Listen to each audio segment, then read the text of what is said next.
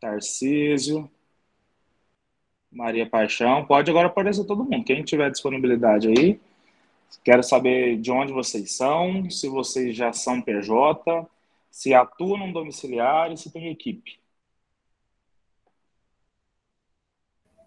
Boa noite, eu sou daqui de BH mesmo, eu tenho PJ, eu sou sócia da Gabriela, acho que ela está aí também, acho que ela já entrou, e a gente hoje trabalha só com domiciliar.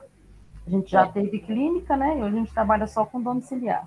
aí são vocês duas na empresa. Nós duas, isso, a empresa somos nós Show, duas. show, show. Ó, que não aparece seu nome para mim, eu estou tentando descobrir. Você é a Juliana, que conversou comigo?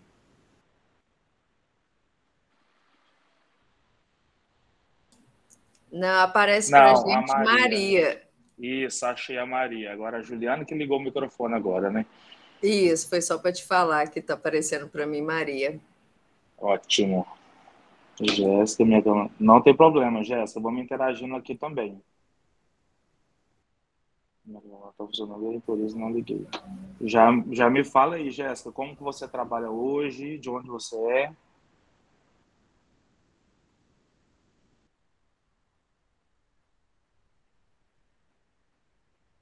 Agora tá entrando mais pessoas. Thaís.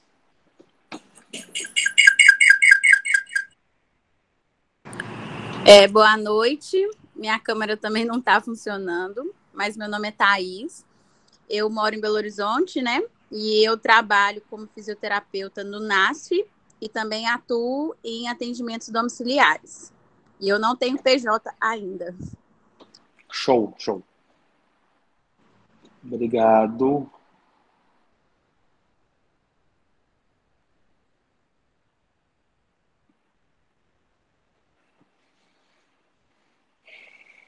Mais alguém? Os meninos não apareceram. Danilo, Breno, tem o Henrique aí, Leandro, Tarcísio.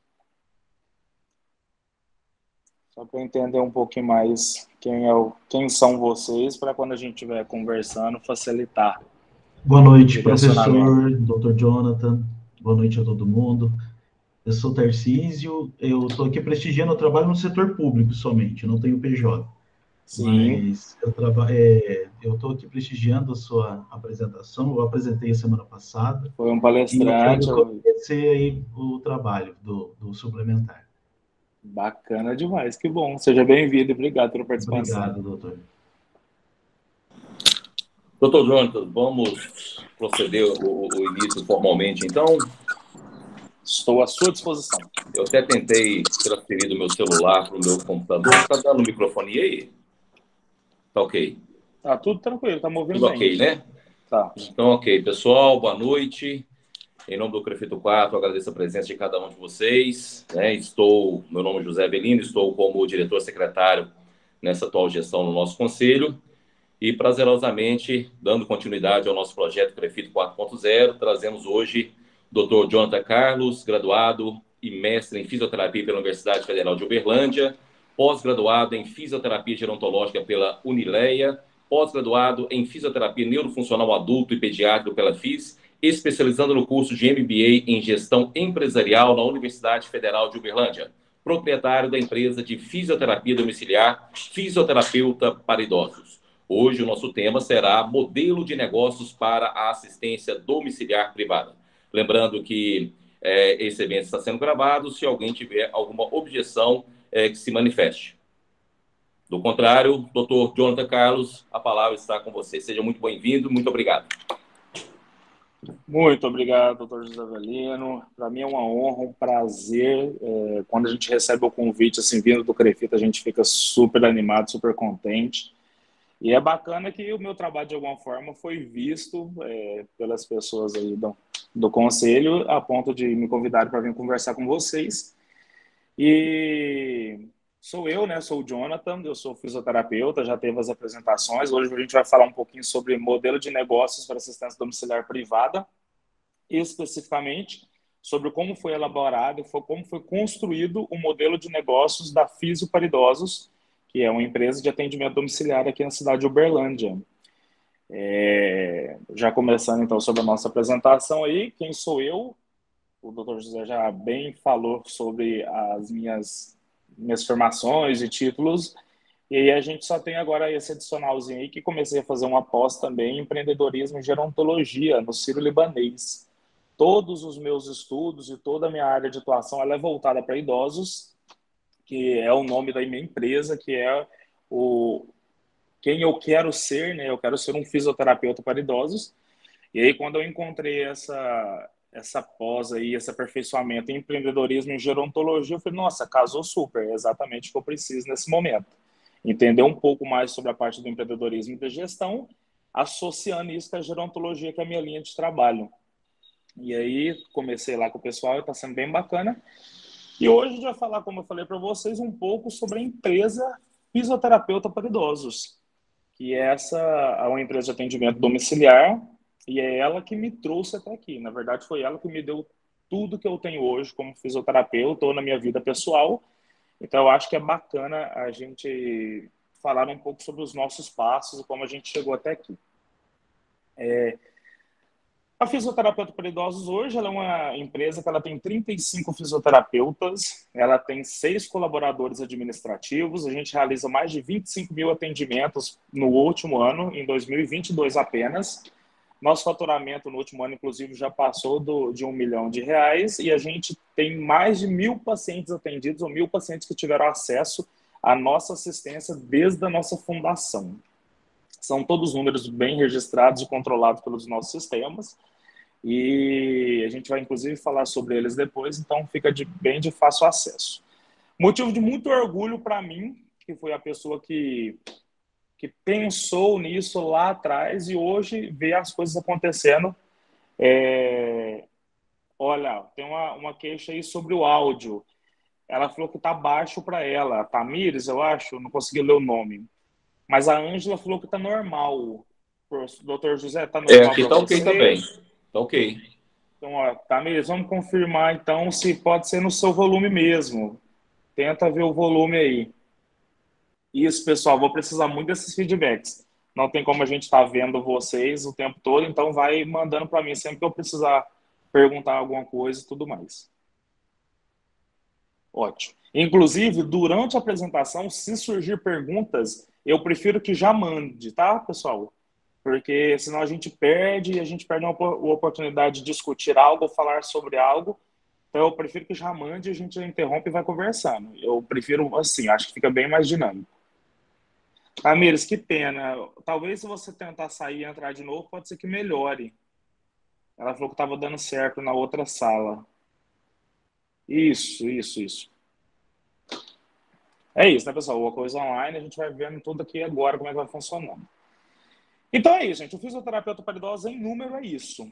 E aí, por que eu quis trazer isso de imediato? Hoje, igual como eu falei para vocês, a gente é uma equipe de 35 fisioterapeutas e aqui eu trago para vocês que a gente está atendendo hoje na cidade de Uberlândia, na cidade de Patrocínio, Patos de Minas, Uberaba e Ribeirão Preto. No ano de 2023, começamos esse nosso processo de expansão. Até então, a gente que é uma empresa de Uberlândia, a gente já estava bem fixado aqui no mercado, a gente falou, não, a gente tem possibilidade de começar a expandir, a gente vai discutir um pouco disso na apresentação, mas hoje estamos nessas 5 cidades. E a gente não para de crescer. Isso é uma coisa que anima muito a gente, porque o mercado é muito bom. Acreditamos também que a nossa construção do processo da empresa, todos os nossos processos, a nossa logística de funcionamento facilita também para que esse projeto seja replicado em outros lugares. Então, a gente acredita que dá sim para chegar em diversos lugares tendo idosos. E a gente sabe que os idosos, a população está crescendo exponencialmente, então tem público para a gente em todos os lugares. E qual será o nosso próximo destino? Porque quem sabe através dessa palestra, desse momento que a gente está aqui hoje, a gente pode encontrar futuros parceiros para fazer algumas parcerias para que o Fisio para Idosos chegue na cidade de vocês também.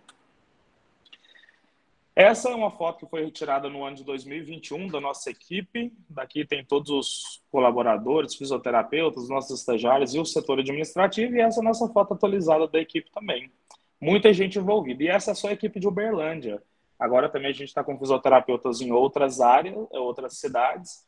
E ainda a gente não conseguiu fazer um ensaio com todo mundo junto e a gente não conseguiu também ter um ensaio específico para cada cidade. Mas essa é a equipe de Uberlândia. E aí, mais uma vez, por que eu quis trazer essa questão dos números e por que eu quis trazer essas fotos no começo?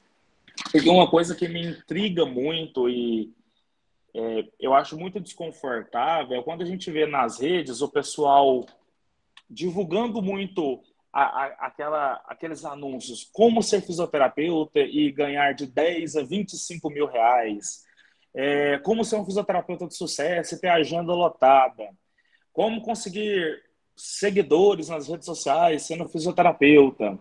E essas são umas coisas que eu sempre me chamou muita atenção, porque muitas das vezes essas pessoas que vendem esse tipo de curso são pessoas que não têm um case de sucesso que consiga bancar aquilo que eles vendem. Quem quer ser um fisioterapeuta para faturar de 10 a 25 mil, mas o cara ele vai faturar isso vendendo cursos, não como fisioterapeuta. Quer ter seguidores? Como conseguir 10 mil seguidores? Aí você entra no perfil da pessoa, tem 2.500 seguidores. Então, eu acho que esse tipo de incoerência, para mim, não é aplicável. Então, tudo que eu vou falar aqui hoje não se trata de nada especializado, que eu não tenho formação em administração, agora que eu estou começando meus estudos em empreendedorismo e gestão, mas eu tenho um case de sucesso.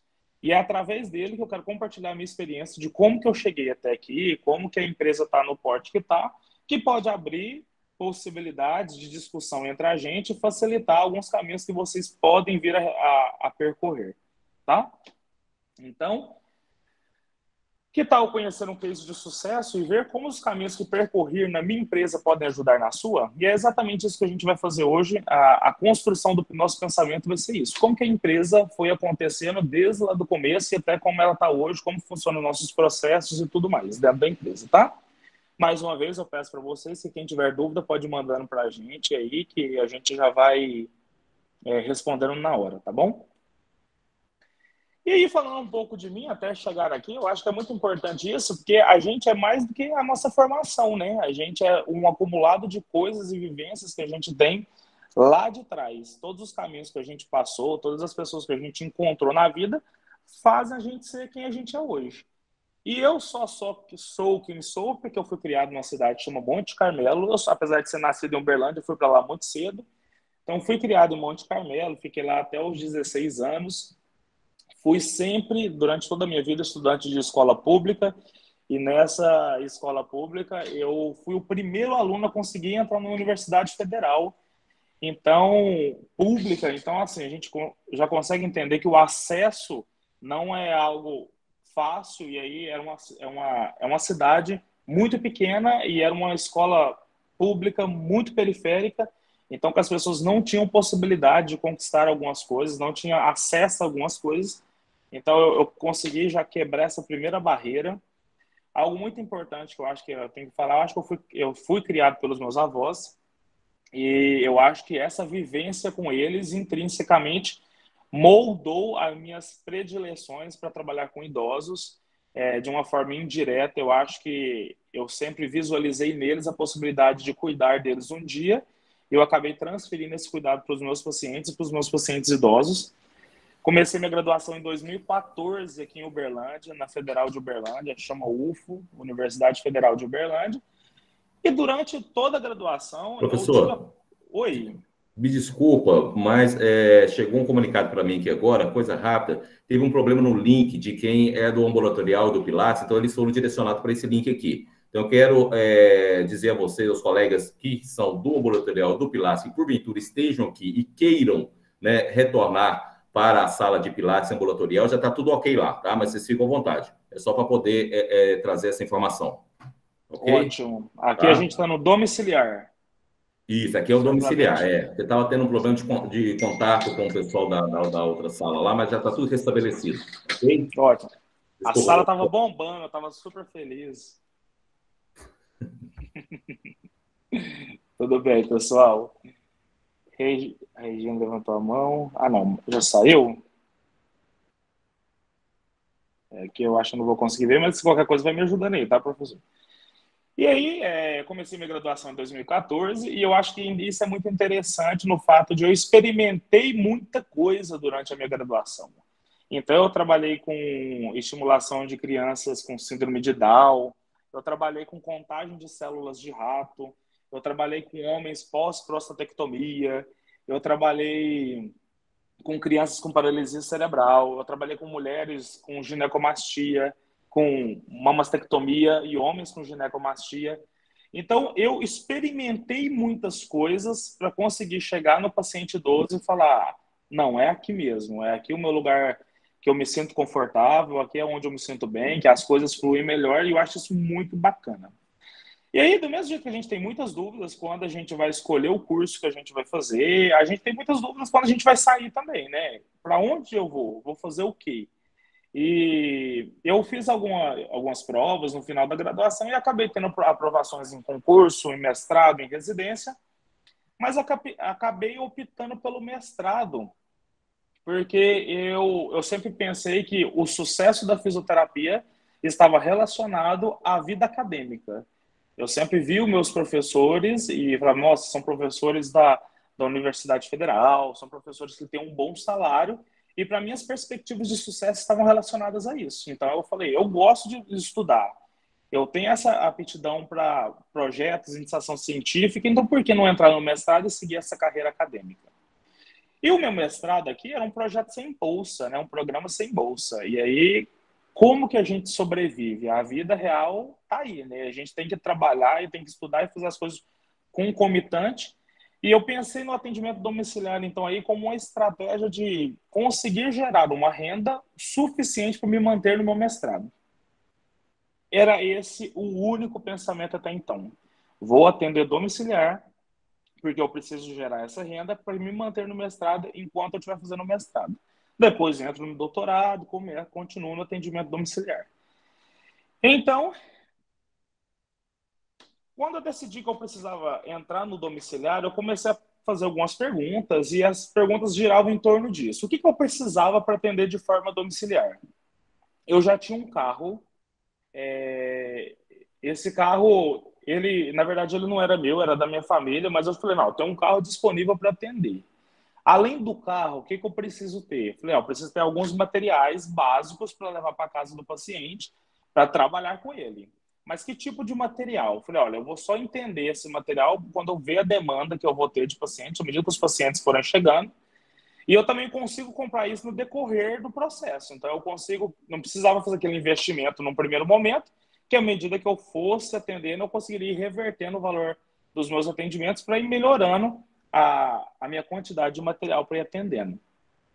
E aí eu pensei, e como que eu vou levar para as pessoas, eu avisar para o pessoal que eu estou trabalhando e que eu quero estar no domiciliar? A forma mais fácil que eu pensei foi, eu vou criar um perfil profissional. E através de um perfil profissional nas redes sociais, eu consigo divulgar. Eventualmente, pode ser que uma outra pessoa me ajude divulgando também. Eu consigo chegar nas pessoas e eu me anuncio, pelo menos, para minha rede de contatos, que eu estou atendendo domiciliar. E aí eu falei, mas qual que é a minha diferença em relação aos outros profissionais que já estão no mercado? Imagina a quantidade de faculdade de fisioterapia que tem na cidade de vocês, ou que tem onde vocês se formaram, e multiplica por 30 alunos saindo semestralmente. A quantidade de fisioterapeuta no mercado é muito grande. Então, quando você fala, nossa, eu preciso de um fisioterapeuta, pensar em você, na sua pessoa, vindo daquela massa, olhando naquela multidão, é muito difícil. Eu falei, mas qual que é o meu diferencial? Aí eu pensei no sentido de, eu não quero ser um fisioterapeuta que vai atender todos os pacientes. Eu quero ser um fisioterapeuta que vai atender só pacientes idosos. Porque é isso que eu estava fazendo na minha graduação. Os meus projetos, as minhas pesquisas, minhas essências, tudo era no paciente idoso. Então eu falei, eu já tenho esse referencial dentro da graduação que eu sou o cara que trabalha com idoso. Então eu falei, eu quero viver isso, eu quero estar com o paciente idoso. E aí eu criei, na verdade, esse perfil profissional que eu falei para vocês. O perfil, ele foi divulgado no dia 8 de janeiro de 2019. E quem eu era? Eu era um fisioterapeuta para idosos. E aí eu acho que esse nome, na verdade, na época, eu acho que a gente não pensa com tanta propriedade, mas hoje eu tenho muito orgulho do nome que eu escolhi, porque ele faz muito sentido para o que eu quero ser. Eu quero ser aquilo que as pessoas vão procurar. Eu quero que alguém, quando digitar em algum lugar o que precisa, ela vai me achar primeiro. E o que é isso? Eu queria ser um fisioterapeuta para idosos, porque eu queria atender idosos. E o nome da minha página era essa, fisioterapeuta para idosos, porque de fato é o que eu queria ser. Até então, gente, não tinha nem possibilidades, nem pensamentos de empresa, nada do tipo. Então, eu era aquela pessoa física, eu sozinho, que era um fisioterapeuta para idosos. Esse é o perfil, minhas 3 primeiras publicações aí, e eu fiz editando tudo nos stories mesmo, copiava uma fotinha, digitava ali, e eu era o fisioterapeuta Jonathan, que era formado na UFO, que estava fazendo mestrado e que fazia atendimento para idosos. E aí eu lembro que eu registrei a cada crescente de seguidores que a gente tinha, e esse aí foi o registro de 400 seguidores. Então, eu vivo falando, e quando a gente vai conversar sobre essa história, eu falo, eu só tinha uma rede social, uma página da rede social e um sonho. De resto, eu não tinha mais nada. E como que começou, então, tudo isso? Eu falei, como que eu vou oferecer a qualidade do serviço que eu preciso oferecer? E eu pensei, as coisas foram começando a dar certo, e eu falei, mas gente, por que será que está dando certo? Será que é porque a oferta de pacientes que tinha na cidade era muita e não tinha profissional? O serviço que eu estava ofertando era muito bom ou eu sou abençoado? Eu acho que Deus está do meu lado e eu sou um cara muito sortudo. Esses pensamentos começaram a rodear minha cabeça por muito tempo. Por quê? Em 6 meses, eu estava com a agenda cheia, agenda lotada. O que é uma agenda lotada, pessoal? É você, de fato, não conseguir pegar pacientes mais. Eu tinha que conciliar os atendimentos com o meu mestrado. Eu estava dispensando paciente e a demanda continuava aumentando. E aí, por que isso aconteceu comigo? Por que tem tantos parceiros, tantas pessoas que estão aí no mercado, que se formam também, tem muita dificuldade em conseguir 1, 2 pacientes. E por que minha agenda estava lotada? Eu era uma pessoa sozinha. Até então, não tinha especialização nenhuma voltada para o paciente idoso. Foi nesse momento também que eu comecei a procurar mais sobre isso e me especializar mais junto com o mestrado e tudo mais, mas eu ficava intrigado. E eu corria atrás das pessoas que eram próximas de mim, meus amigos que tinham formado comigo, e eu falava, gente, vamos todo mundo para o domiciliar, faz as contas. E aí, os números na minha cabeça, eles explodiam, assim, ó. Porque eu falava, gente, se eu faço 3 atendimentos na semana, esses 3 atendimentos, suponho que seja R$100 cada um deles. Eu ganho 300 na semana. Multiplicado por 4 semanas no mês, com um paciente eu tenho 1.200. Eu já ganhei o valor da bolsa do mestrado, que eu tinha que dedicar 40 horas lá e eu dediquei 12 horas aqui. Falei, vamos todo mundo para o domiciliar, vamos todo mundo. E aí continuei trabalhando. E aí, quando que eu percebi que era o momento de expandir a equipe? E aí a gente já dá um grande pulo, porque a gente pensa que isso aconteceu de uma forma muito rápida e não foi assim que aconteceu, né? A empresa, ela ficou comigo sozinho, trabalhando em cima dessa agenda, dessa correria, por mais de 1 ano. E aí, quando eu percebi que era hora de expandir a empresa, eu adoro esse slide, eu adoro essas fotos. Na verdade, eu tirei mais de 40 fotos dessa, porque eu imaginava que um dia na minha vida eu ia fazer uma palestra e eu ia mostrar para as pessoas que não foi fácil, né? Que tudo sempre foi muito difícil, muito corrido. E o que são essas fotos? São fotos de eu almoçando no carro, porque eu não tinha tempo para ir em casa almoçar. Ou parar em algum lugar, um restaurante, para almoçar.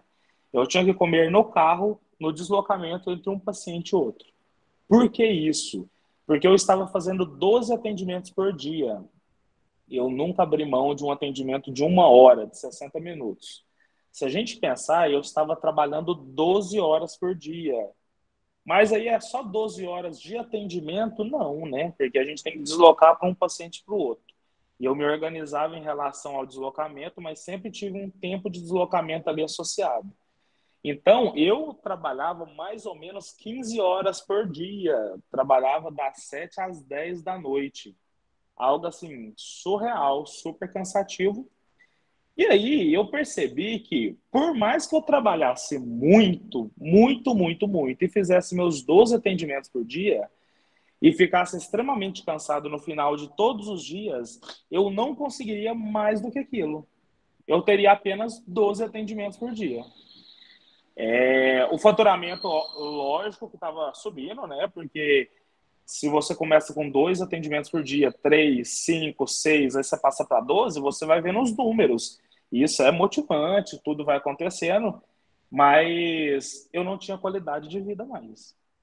Eu trabalhava de segunda a sábado, como eu precisava de algumas distribuições de horário de 3 dias, segunda, quarta, sexta, terça, quinta e sábado, comecei a usar os sábados também. Foi tudo aumentando, né? Eu tinha uma carga horária que era das 8 às 5, fui aparecendo paciente, a gente vai abrindo uma margem para 7 às 6. Quando eu percebi, eu estava trabalhando das 7 às 9, das 7 às 10 da noite. Já estava trabalhando aos sábados e todo dia isso aí, ó, almoçando no carro e essa correria toda.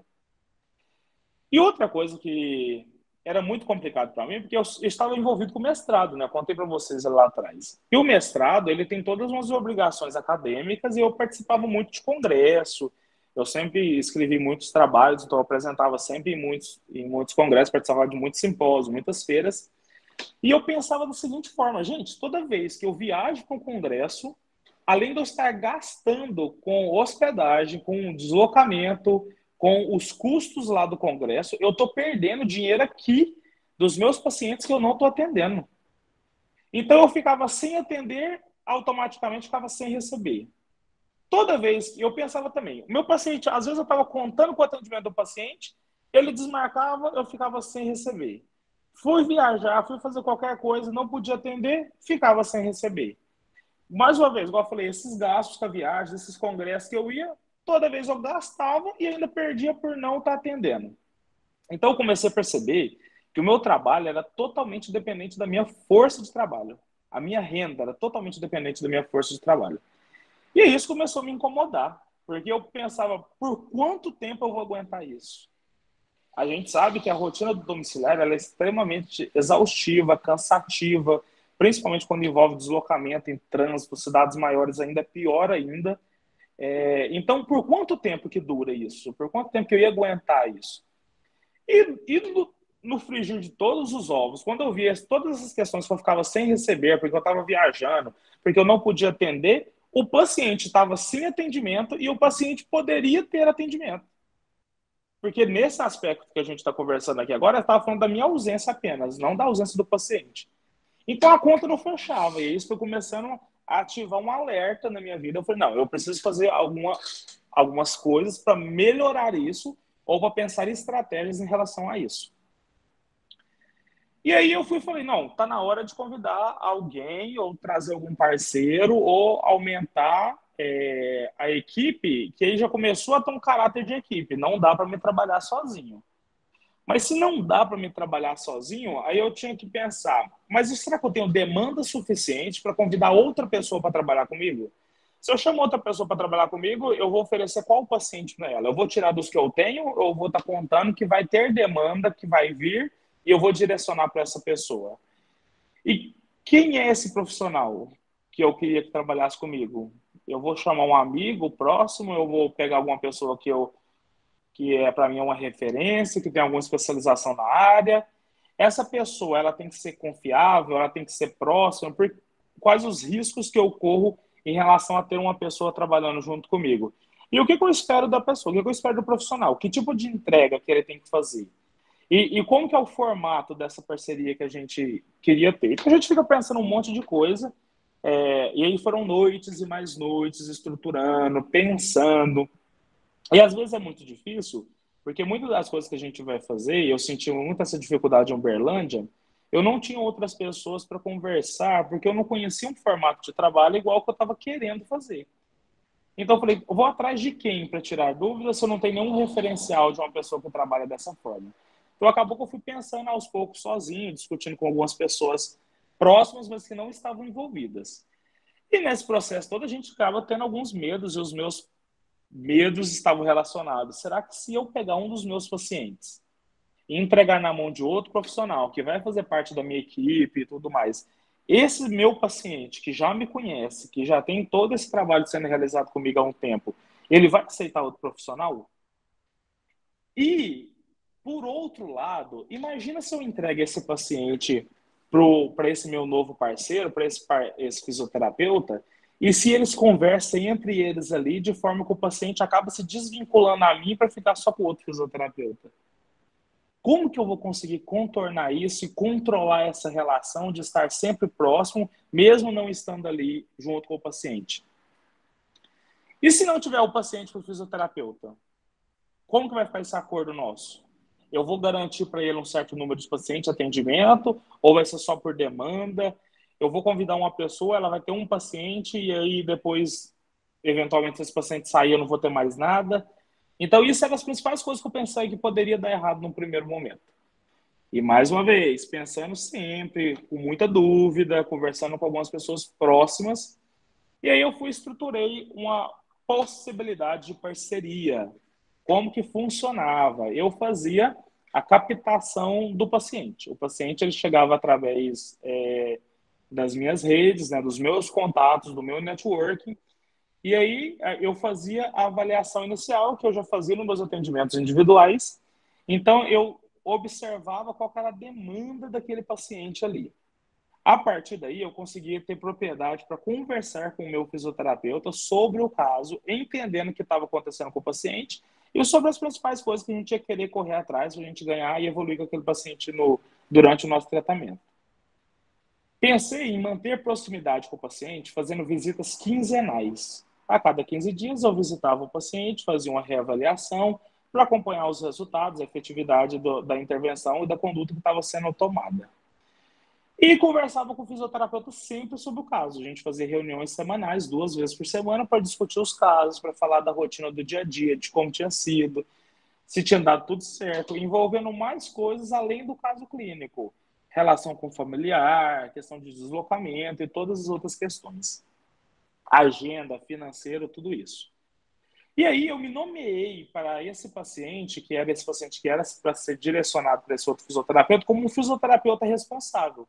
Para que ele tivesse essa referência de que tem um fisioterapeuta me olhando, tem um fisioterapeuta cuidando de mim, mas que existe um fisioterapeuta superior, um fisioterapeuta que é responsável pelo aquele fisioterapeuta que está ali comigo. De forma que isso passava uma certa confiança e credibilidade no meu serviço, que garantia que era importante para o paciente ter o contato comigo. E que se ele desvinculasse desse cuidado comigo, ficando só com o fisioterapeuta, ele poderia ter essa supervisão superior. Dessa forma, eu teria contato direto com o paciente, inclusive para lidar com todas as questões financeiras, seja com o paciente mesmo, ou seja com algum familiar. E aí eu pensei como fazer o pagamento para esse fisioterapeuta. E aí a única possibilidade que eu tinha era fazer um pagamento por comissionamento, porque a gente ia trabalhar por demanda. Não tinha como eu garantir para o fisioterapeuta que eu teria 10, 20, 25, 30 atendimentos semanais, mas eu saberia que dentro do que ele atendesse, eu conseguiria pagar uma margem para ele. E aí a gente definiu que seria um pagamento por comissionamento, um pagamento, então, por produtividade. Isso até então éramos pessoa física, né? Estou falando de eu, Jonathan, fisioterapeuta, e dessa minha primeira parceira, que foi em junho de 2020, que foi a doutora Ana Carolina. E ela também era uma fisioterapeuta, uma pessoa física, e eu só mediava esse nosso contato entre os pacientes que eu precisava atender, que chegava até mim, para ela. E ela começou a realizar esses atendimentos, e inclusive eu tenho esse print aí, que é de uma das nossas reuniões, que já a gente pensar em junho de 2020, a gente estava no contexto de pandemia já, né? Foi em março de 2020, né, a pandemia. Então, a gente já estava num contexto de pandemia, então a gente não tinha mais possibilidade de tantos encontros presenciais, então já começou tudo a ser online. E eu quero que a gente pense nessa linha do tempo aí, como as coisas foram acontecendo de forma rápida, de forma acelerada a partir desse momento. Então, a gente pensa, junho a gente já estava com a Ana Carolina. Em agosto, a gente já precisou de mais uma segunda parceira, que foi a Ana Paula, a doutora Ana Paula. Em 15 de agosto, eu fui positivado de Covid. Foi o meu primeiro Covid, é sempre um susto. A gente estava trabalhando direto com os pacientes desde o começo, tomando todos aqueles cuidados. A gente entrava de capote, máscara, touca, propé na casa dos pacientes, Com todos os pacientes foi avaliada essa questão da necessidade da fisioterapia e do risco da exposição, para ver se a gente mantinha os atendimentos. Mas fui contaminado no dia 15 de agosto e imagina o que eu faria tendo uma agenda com 12 pacientes diários. E aí aqui foi uma grande quebra de expectativa para mim, porque quando a Ana Carolina e a Ana Paula chegou, elas pegaram pacientes que eram demandas novas, então eram pacientes que não eram meus pacientes. Então eu chegava a demanda, eu direcionei, chegou a demanda, eu direcionei. Nenhum dos pacientes que elas atendiam eram pacientes que eram meus. Quando eu fui positivado do Covid, eu precisei remanejar os meus pacientes. E a primeira quebra foi essa. Eu pensei que os meus pacientes não poderiam ser atendidos por outro profissional, e não foi isso que aconteceu. Todos eles se disponibilizaram a ser atendidos por outro profissional, visto a necessidade do caso de cada um deles. E foi quando as meninas, com as agendas delas já bem preenchidas, eu precisei de mais uma fisioterapeuta, que foi a Cíntia. Então, eu remanejei os pacientes ali junto com a Ana Carolina, com a Ana Paula. A demanda continuava aumentando e a gente teve a Cíntia em outubro de 2020. Então, nesse período de junho a outubro, a nossa equipe já era de 4 pessoas. E foi assim que a gente terminou o ano, em dezembro. E na virada do ano, a gente reuniu as 4 pessoas, Ana Carolina, Ana Paula, Cíntia e eu, para organizar umas lembrancinhas para os nossos pacientes de final de ano. E acabou dando muito errado, gente. A gente nunca tinha se encontrado pessoalmente para fazer uma reunião, e a gente se propôs a fazer isso, organizar as lembrancinhas dos pacientes, e as 3 pegaram Covid simultânea. Então, as 3 confirmaram Covid, e eu, como já tinha tido recente, não tive o Covid, mas a equipe, que tinha 4 pessoas, acabou passando para 1. Então, nesse momento também, eu precisei... Aqui, tenho só as 4 pessoas da equipe, que eu falei para vocês em dezembro, mas nesse momento que as 3 pegaram Covid juntas, eu precisei contratar e estar com mais 3 novos fisioterapeutas na equipe. Foi quando a Carolina Bidon, a doutora Nayara e o doutor William vieram somar com a gente. E uma coisa interessante é que, por mais que eles vieram para cobrir os nossos pacientes que a gente estava atendendo, que a gente não podia atender, na verdade, eles não conseguiram mais se desligar dessa nossa formação, dessa parceria, porque a demanda aumentou consideravelmente. De forma que, quando a gente conseguiu reorganizar os nossos pacientes e voltar aos nossos atendimentos, já tinha demanda suficiente para os 3 ficarem. E aí, pessoal, aí não dava mais. Aí a equipe já tinha 7 pessoas. Eu que estava fazendo toda a gestão financeira, controle de agenda, negociação com pacientes, as visitas semanais. Vocês lembram que eu tinha combinado com a Ana Carolina? Quinzenais. Como que eu ia fazer visitas quinzenais se eu, na minha própria agenda, já tinha meus 12 pacientes? Que horário que eu ia conseguir visitar os pacientes da Ana Carolina, da Ana Paula Martins, da Cíntia e dos outros 3 fisioterapeutas novos que entrou? Então, a gente foi e falou, não, agora não tem como mesmo, a gente vai ter que dar alguns passos, e a gente partiu, então, para a formalização da empresa. E essa formalização da empresa, ela aconteceu em fevereiro de 2021. E aí, quando eu pensava na formalização, eu pensava, nossa, eu tenho que abrir um CNPJ. E para mim isso é uma coisa tranquila. Eu vou conversar com o contador, ele vai me ajudar a registrar uma empresa. Mas daí eu falei assim, olha, eu posso pegar, então, contratar uma secretária para colocar ela lá no meu apartamento. E ela fica lá atendendo o meu telefone fixo, eu começo a direcionar o telefone fixo lá para casa, ela atende e organiza tudo para mim, e a gente continua fazendo essa gestão. E a gente acaba descobrindo que não é assim que funciona, né? Para registrar uma empresa, para você ter um CNPJ, você tem que ter um ponto comercial. E o meu apartamento não classificava-se como um ponto comercial, como um imóvel comercial. Então foi quando a gente foi, nossa, a gente vai ter que dar um passo um pouco maior, e a gente foi conseguir um espaço. Era um espaço, pessoal, de um cômodo.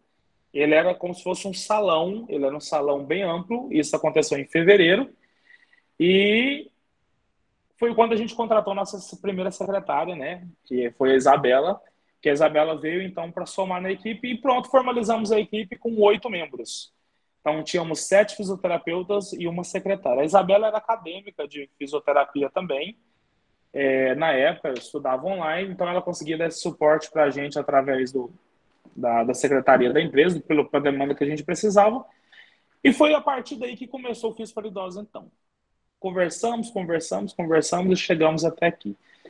Em relação à formalização da empresa, o principal pensamento foi, quando eu conversei com um contador amigo meu, a movimentação bancária que eu estava fazendo, ela já era uma movimentação alta. E se a gente pensa nessas movimentações altas para uma pessoa que é PF, pessoa física, a gente sabe que incide uma taxa de imposto de renda muito alto. Que se eu convertesse essa movimentação para uma conta PJ, para uma movimentação de uma pessoa jurídica, esses impostos seriam muito menores.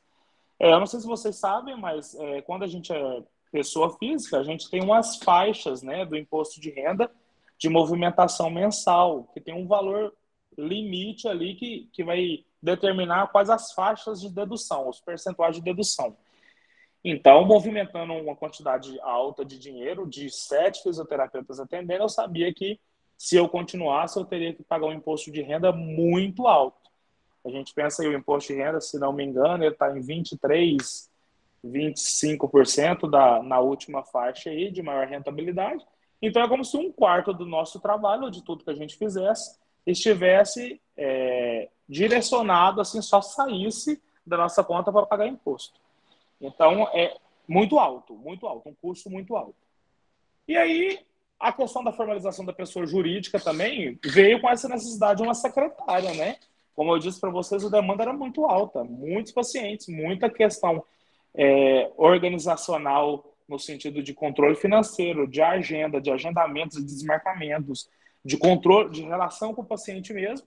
Então, eu precisava de uma secretária e pensando no meu público, que é um público idoso, essa comunicação através de um telefone fixo fazia sentido.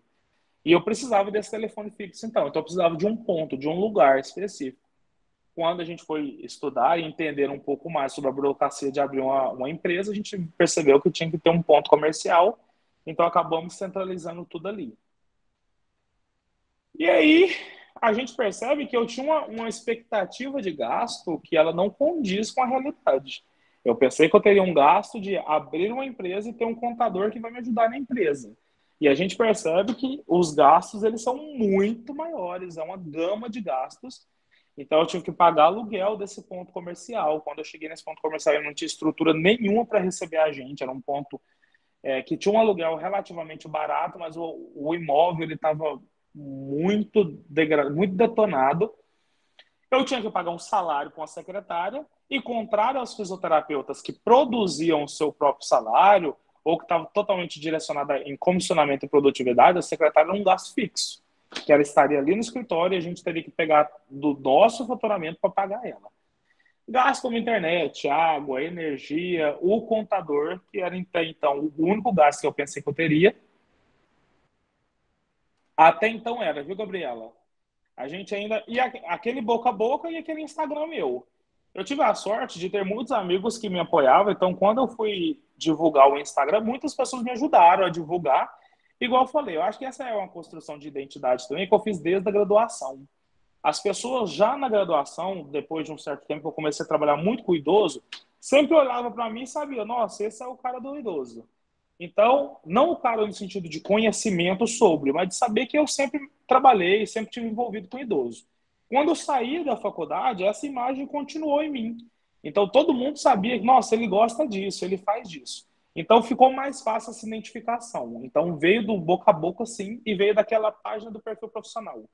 Não tinha mais nada, não tinha nenhuma estratégia de marketing, de divulgação, nada. A única coisa que eu fazia tinha umas artezinhas que a gente postava lá. Faço atendimento, umas coisinhas mais gerais mesmo.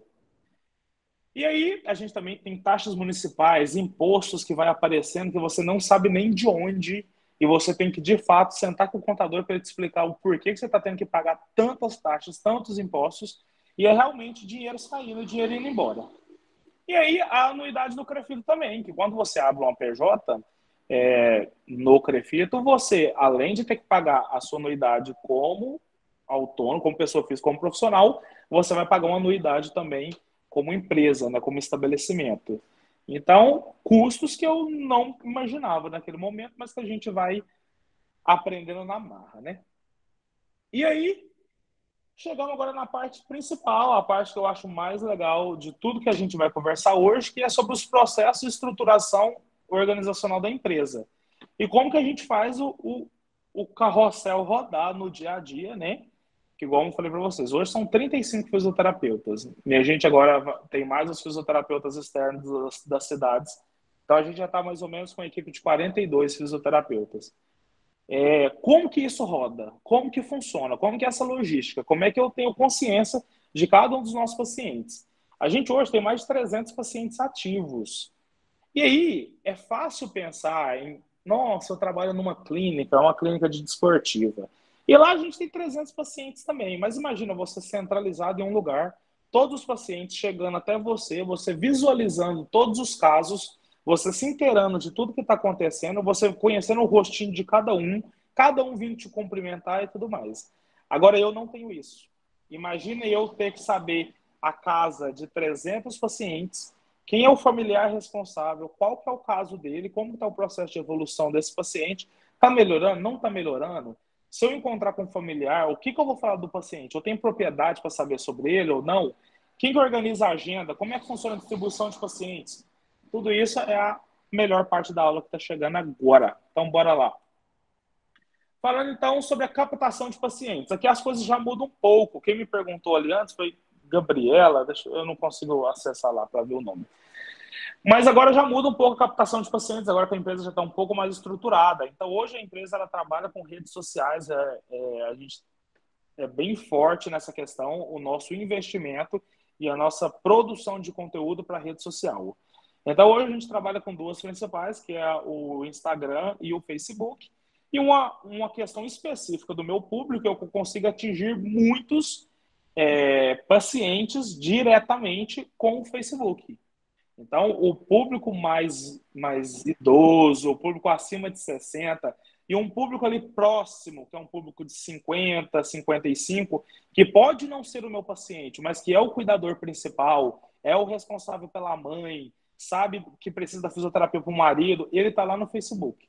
E é muito interessante você entender onde está seu público, como você comunica com ele. Então, a rede social, eu sei que a minha comunicação no Facebook, eu vou estar comunicando principalmente diretamente com o meu público final, que é o idoso, e na rede social Instagram, eu vou estar conversando com o meu cuidador, com o meu familiar, e também com outros profissionais, que isso gera uma visibilidade bem bacana. Então, é entender onde está seu público, qual é o perfil e qual é o tipo de conteúdo que você vai criar nas duas plataformas, que é muito diferente. Rádio. Começamos a fazer também uns trabalhos de divulgação na rádio, que a gente começa a pensar em estratégias que sejam assertivas para o meu público específico. Eu acho que para alguns públicos, se a gente pensa num pessoal que seja atleta, trabalhando com alto rendimento, talvez rádio não chegue até eles. Mas no meu paciente idoso chega. E sabe o que a gente descobriu recente? Só um adendo. Inclusive, a gente começou a fazer um teste e foi sensacional. A minha melhor lugar de divulgação até hoje, que eu já fiz para o meu paciente idoso, foi televisões de divulgação em casas lotéricas. Olha o interessante, pessoal. O idoso, ele ainda tem o hábito de pagar contas físicas, né? Então, ele paga boleto mesmo. Ele pega aquele boleto, ele vai andando, ele vai lá na lotérica, ele pega uma fila, que ele fica conversando com todas as pessoas do bairro. Não sei se na cidade de vocês é assim, como é que funciona, mas aqui em Uberlândia é uma cidade grande, mas tem muito um ar interiorano, né? Então é muita cidade interior. Eles vão para a fila da lotérica para ficar conversando entre eles ali.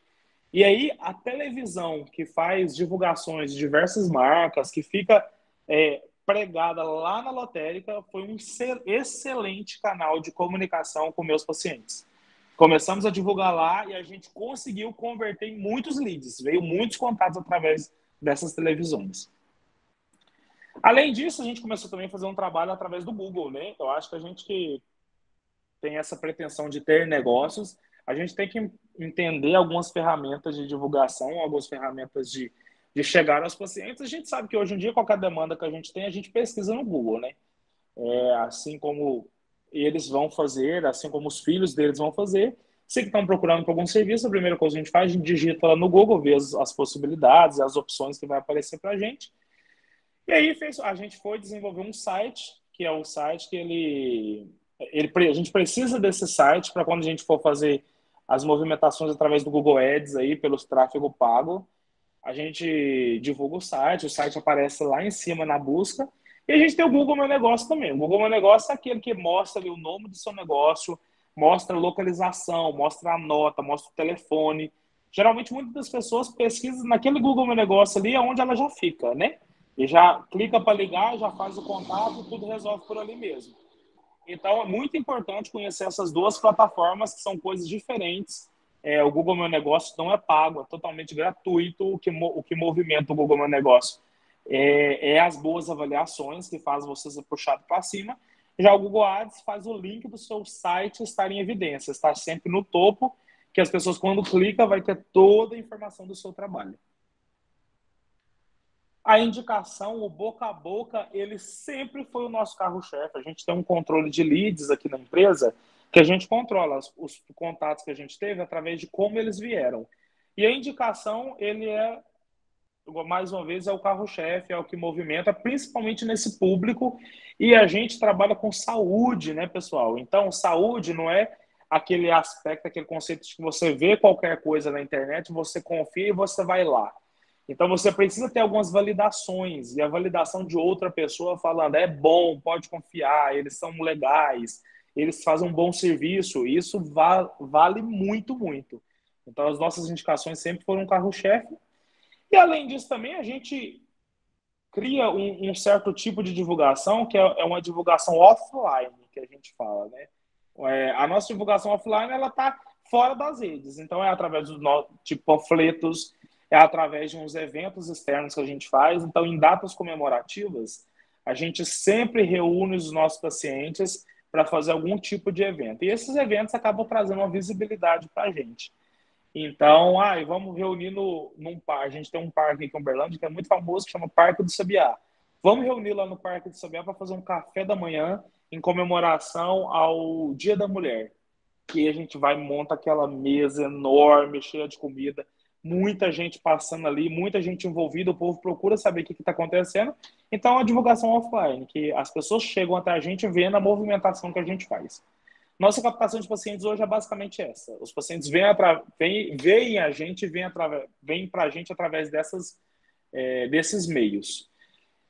Para isso, o que eu preciso? Eu preciso de uma equipe de marketing. Eu tenho uma equipe de marketing terceirizada, que ela vai cuidar de toda a minha imagem visual, toda a identidade visual da empresa, desde logo até criação de artes e tudo mais. E eu tenho uma equipe que cuida do meu tráfego pago. Não sei se todo mundo conhece o que é tráfego pago, mas o tráfego pago é uma equipe, geralmente ela pode estar associada e relacionada à equipe de marketing também, mas aqui na empresa são duas equipes separadas, que ela vai, através de... A gente paga, né, para as plataformas do Google Ads, para a plataforma do Facebook, para a gente conseguir chegar nas pessoas específicas que a gente quer.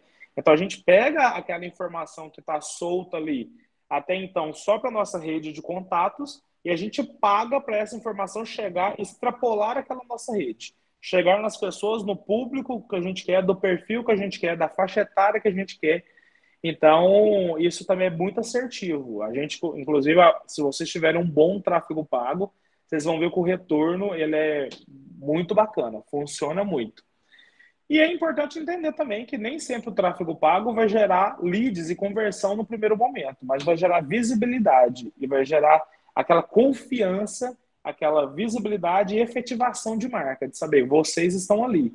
Eu posso não precisar de vocês nesse primeiro momento, mas quando eu precisar, eu sei que você construiu, através desses meios, aquele pensamento em mim de que é uma marca consolidada, é um pessoal que faz um bom serviço, se eu preciso, eu vou procurar eles. E aí a gente tem que controlar esses leads que a gente tem, né? Hoje os nossos pacientes eles vão chegar para a gente através do telefone fixo ou do nosso WhatsApp aqui da empresa. A gente tem um WhatsApp que é o mesmo número do telefone fixo, só que é o WhatsApp Business, né? Então a gente consegue comunicar com os pacientes no mesmo número. Então é um número unificado. Quando esse contato chega, eu preciso saber por onde ele veio, como que foi. Ele foi por indicação. E se foi indicação, foi de quem? Foi de outro profissional ou foi de paciente? Ele veio pelo Google, ele veio pelo Facebook, ele veio pelo Instagram, ele veio através do anúncio que ele viu na rádio. E por que é tão importante saber isso? Porque através de sabendo disso, você vai saber onde investir. Tá dando muito certo a rádio. Daqui 3 meses, vence o contrato, você vai parar a rádio? Não. Mas como que você sabe que deu certo a rádio? Aí eu comecei uma campanha no Facebook e na rádio simultâneo. Deu certo. Mas espera aí, qual dos dois que deu certo? Foi os dois? Qual os números? Então tem que controlar leads. Os leads são isso, são números desses primeiros contatos. E qual que é o nosso objetivo? Esses leads se tornarem avaliação. Por que se tornaram avaliação? Eu não sei nada desse paciente que chegou. Eu sei que ele tem interesse na fisioterapia. E ele vai chegar para mim no telefone e vai perguntar assim, quanto que é o atendimento? E como que eu precifico esse atendimento? Não consigo. O nosso atendimento hoje, ele varia a precificação, porque tem que pensar no deslocamento que o meu fisioterapeuta vai fazer. É muito diferente eu atender um paciente aqui do lado do escritório administrativo, assim como eu atender ele num bairro que é 3 quilômetros, assim como eu atender na saída da cidade. Outra coisa, quantos atendimentos semanal eu vou fazer nesse paciente? Qual que é o caso? Então, vai demandar de um fisioterapeuta que seja especialista no caso ou não? Então, tudo eu tenho que pensar. E para me pensar, eu tenho que conhecer o paciente. E eu só consigo ir na casa do paciente se ele me permitir. Então, é muito importante converter esse lead inicial, que é um contato de interesse, em avaliação. Porque quando eu chego lá na avaliação e quando eu agendo essa avaliação é onde eu vou conseguir vender. Então, um dos primeiros leads e conversões que a gente estuda aqui na empresa, a gente tem esses indicadores, de quantos leads eu tive, quantos que eu converti em avaliação. Porque é isso que eu quero. Eu quero ter a possibilidade de vender o meu negócio, de vender o meu produto, de vender o meu serviço pro paciente. E eu só vou conseguir fazer isso se eu estiver com ele. Por telefone não dá certo, gente. Não dá. Primeiro, você não tem noção nenhuma do paciente que você vai assumir por telefone. Então, eu preciso ir até lá. Primeira parte é essa. Recebo o contato, minha secretária tenta converter esse contato em uma avaliação, a gente marca a avaliação. Depois que marcou a avaliação, o que eu quero saber nesse primeiro momento? Eu quero ter um panorama do caso, eu quero conseguir, através da avaliação que eu fiz, precificar o atendimento.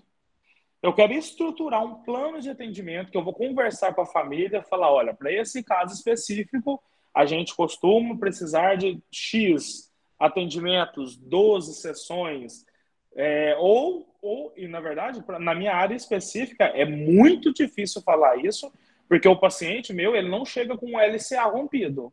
Então, não tem um protocolo de LCA que eu sei que em 9 meses, em 15 dias eu vou ter que fazer tal coisa, em 3 meses tal coisa, em 6 tal, em 9 tal. Libera para alta em 12 meses.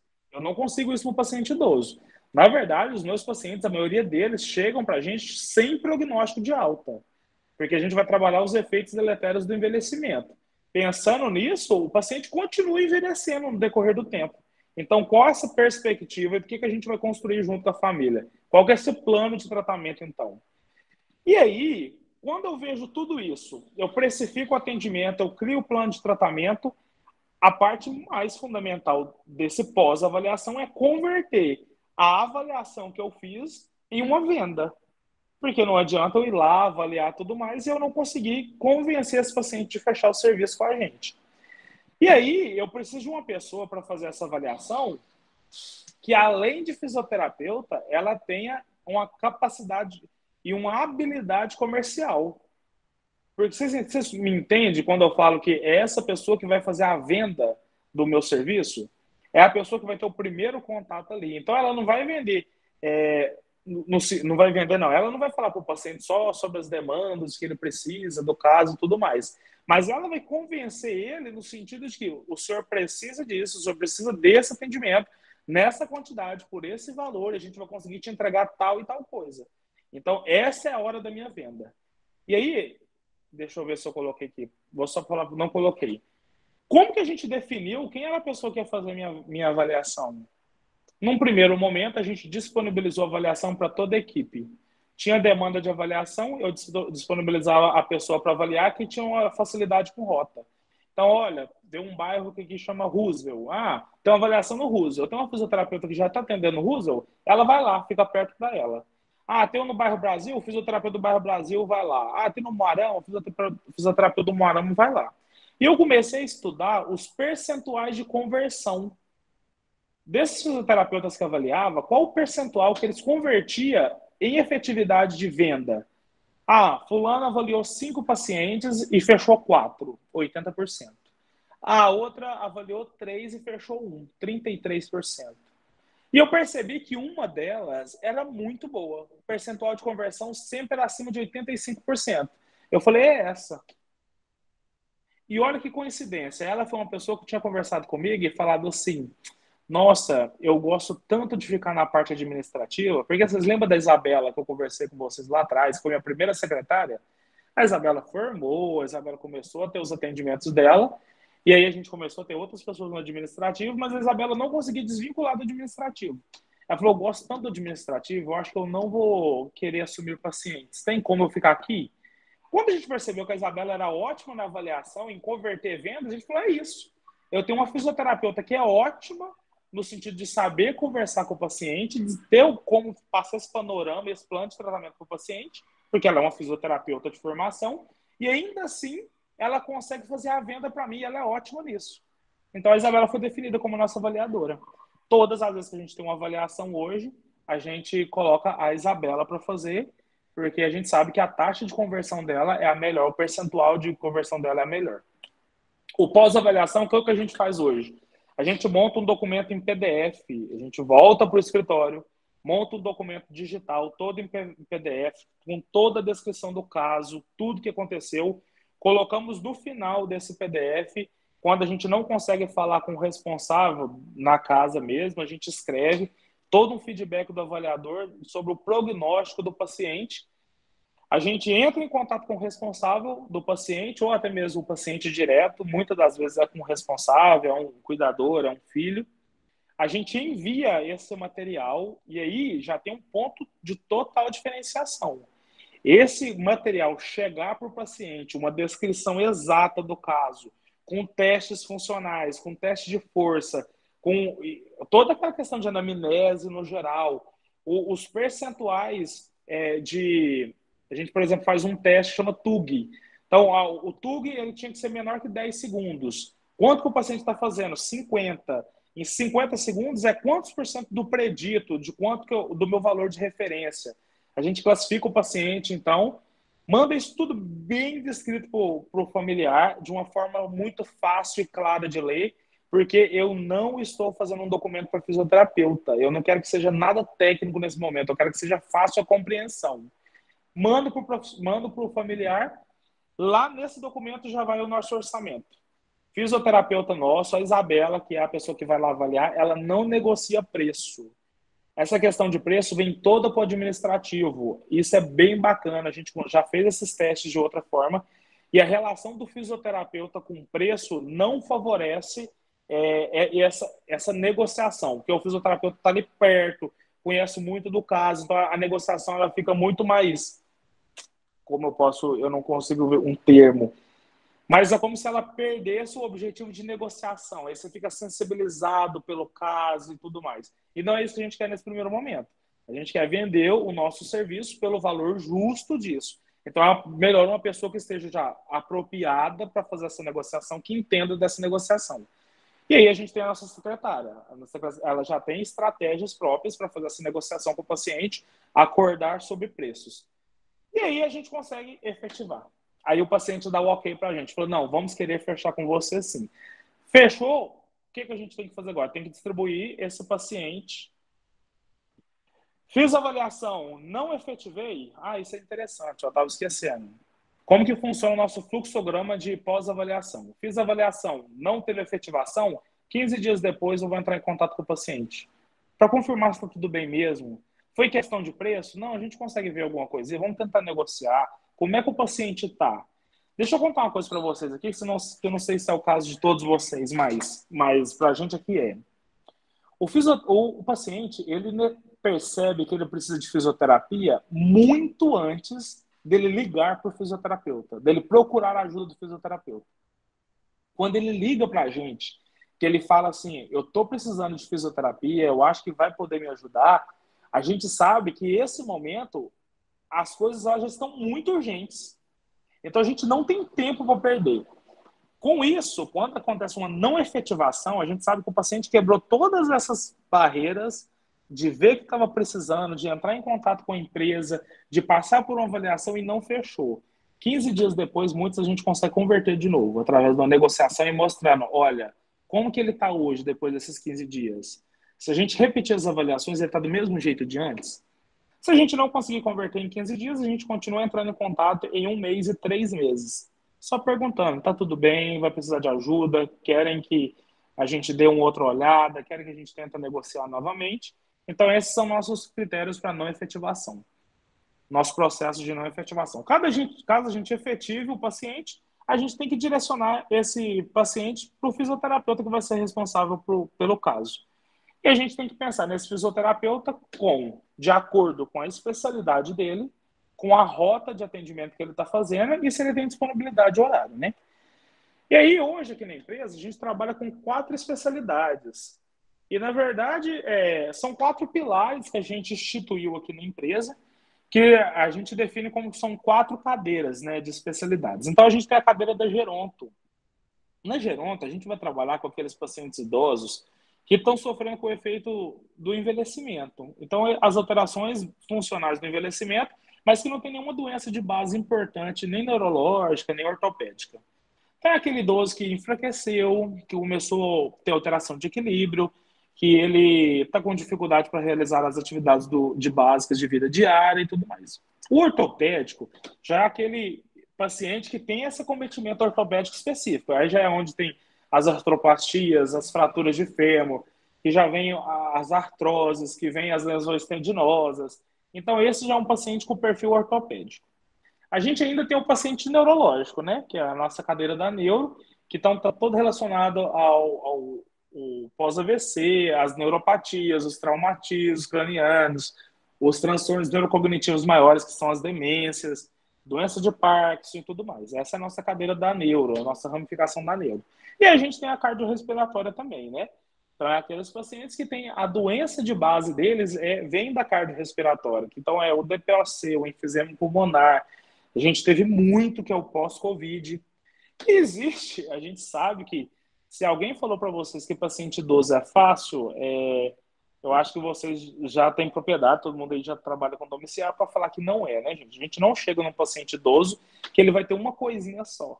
Então, a gente chega lá, é um paciente que ele teve um pós-AVC, que ele tinha histórico de neuropatia, que ele foi fumante a vida inteira, então tem um DPOC associado, que perdeu força, tem alteração de equilíbrio e começou um processo demencial. Além disso, tem uma úlcera venosa na perna.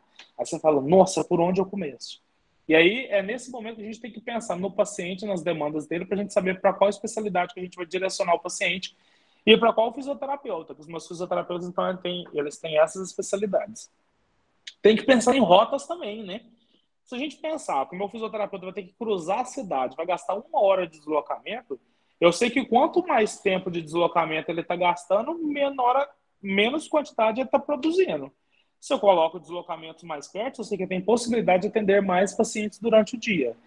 Então, eu vou observar, então, qual é a área que o meu fisioterapeuta está atendendo. Quando eu penso já lá na especialidade. Eu tenho que pensar que se ele se deslocar, fazer esse deslocamento grande, eu vou estar perdendo tempo.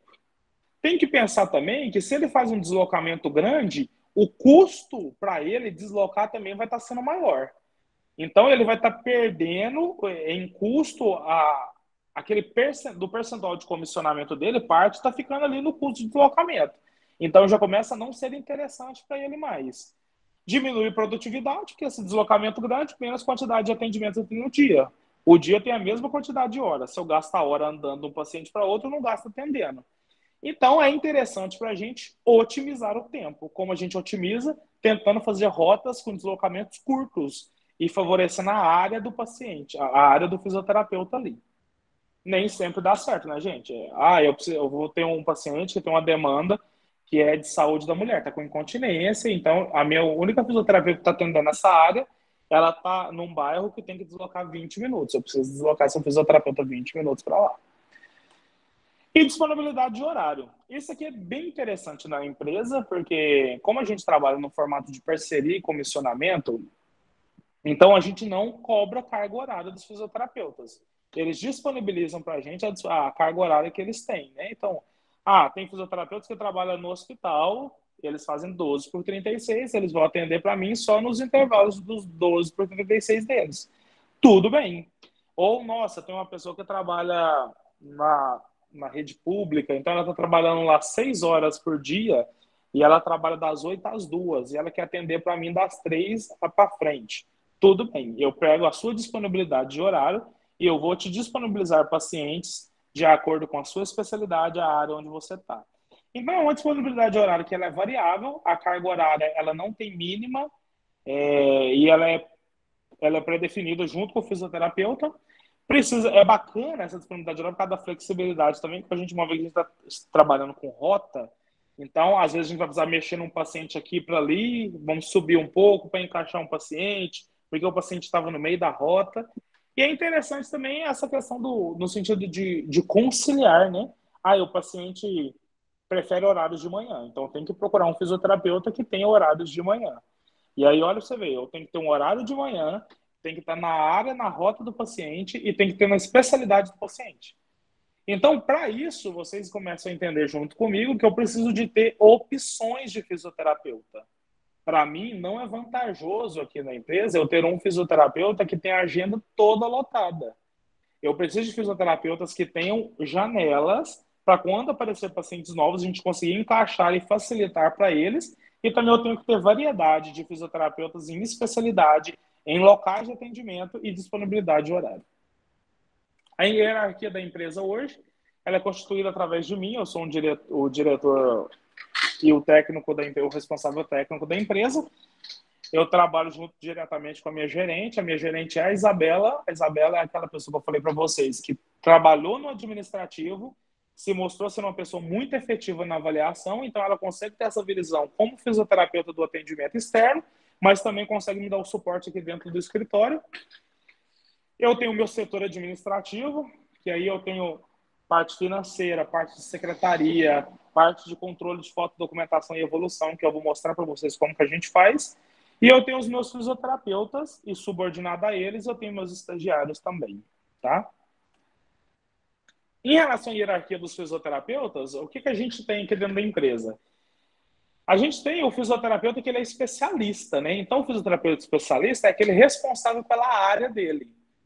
Eu tenho um fisioterapeuta que fez a pós-graduação em geronto, então ele tem esse estudo aprofundado sobre a área da gerontologia. Então, todas as vezes que alguém na minha equipe tem alguma demanda, alguma dúvida sobre um paciente ou algo para ser feito com um paciente de geronto, de neuro, de cardio-resp, vai procurar esse especialista, que é essa pessoa minha referência nas minhas 4 cadeiras. Além dos fisioterapeutas especialistas, eu tenho fisioterapeutas que são fisioterapeutas supervisores. Supervisores de quem? Dos estagiários. Não são todos os fisioterapeutas meus que supervisionam estagiários, né? Até porque a gente não tem a quantidade de estagiário que tem de fisioterapeuta. Nem pode ter, né, gente? Então, o supervisor ele tem a possibilidade de ter um estagiário e ele vai ser a pessoa que vai orientar esse estagiário. E além do fisioterapeuta supervisor, a gente tem o assistencialista, que é o fisioterapeuta que se formou, que ele pode estar fazendo uma pós-graduação ou não ainda, mas é aquele que vai conduzir os atendimentos. Geralmente, o fisioterapeuta supervisor, no mínimo, ele tem que estar cursando uma pós-graduação já. E o especialista ele tem que ter a pós-graduação concluída. E aí, eu tenho uma dificuldade muito grande de achar fisioterapeutas quando eu preciso contratar, quando eu quero mais fisioterapeutas na equipe, quando eu tenho demanda. Fisioterapeutas especializados em gerontologia, fisioterapeuta gerontológica, são pouquíssimos, né, pessoal? Então, eu não vou sair aqui no mercado, vou divulgar uma vaga com fisioterapia em gerontologia e vai aparecer batendo na minha porta um fisioterapeuta que tem essa especialidade. E isso está muito relacionado a que todo mundo forma e as pessoas atendem idosos por demanda. A gente sabe que tem muita demanda de paciente idoso. Se você se formar fisioterapeuta, vai ter uma amiga da sua avó, vai ter um vizinho, vai ter sempre um idoso que vai precisar de cuidado e vai chegar até você. Mas o quanto que essas pessoas têm interesse, de fato, em aprofundar, em estudar mesmo sobre o paciente idoso e sobre a fisioterapia gerontológica. E aí, a gente começou a perceber essa dificuldade, a gente pensou que eu preciso formar o fisioterapeuta que eu quero contratar. Já que eu não acho esse fisioterapeuta no mercado, quais as estratégias que eu vou traçar para que eu tenha esse fisioterapeuta quando eu precisar contratar ele lá na frente? E foi aí, então, que a gente criou a observação fisioterapêutica. A observação fisioterapêutica são estudantes que eles têm a possibilidade de assistir a alguns atendimentos nossos domiciliar. Então, a gente costuma disponibilizar isso sempre no começo do semestre deles. Eles vêm e falam para a gente quando que eles têm disponibilidade de acompanhar um atendimento. Eles organizam, a gente tem um profissional aqui do administrativo que fica responsável por eles, para organizar a agenda do fisioterapeuta, alinhar o horário e tudo mais, para esses estudantes irem lá. A partir de qual período? Do primeiro período. Do primeiro período, eu quero que esse observacional ele vá lá e veja o que a gente faz. E ele pode fazer isso até o 8º período, porque ele não tem nenhuma autonomia, ele não vai participar de forma nenhuma do atendimento, não é caracterizado como estágio isso. As visitas elas são esporádicas e eles vão sempre estar acompanhando um fisioterapeuta que não tem vínculo com a empresa. Esse observacional ele não tem vínculo com a empresa, não tem carga horária definida. A gente só abre as portas para a possibilidade dele conhecer o que a gente faz. Por que isso? Porque a pessoa que sabe o que a gente faz e sabe como a gente atua, se ela tiver interesse mesmo em estar com a gente ou em trabalhar com o idoso, ela vai chegar para a gente em algum momento. E ela vai chegar para a gente quando ela tiver a possibilidade de ser um estagiário, de fato. No nosso programa de estágio aqui na empresa, inclusive, não sei se todo mundo sabe, para ser estagiário, a gente precisa ter uma quantidade de estagiário que ela é determinada de acordo com a quantidade de fisioterapeutas que tem na empresa. A gente sabe que essa quantidade, o estagiário também, os programas de remuneração ou não remuneração, isso fica a cargo da empresa, mas existem algumas obrigações legais e burocráticas que a gente tem que fazer, né? A gente tem que registrar esse estagiário perante o CREFITO, tem que ter todo um convênio com a universidade ou com a faculdade desse estagiário. A gente tem que fazer um seguro de vida para eles têm que estar respaldados por essa apólice.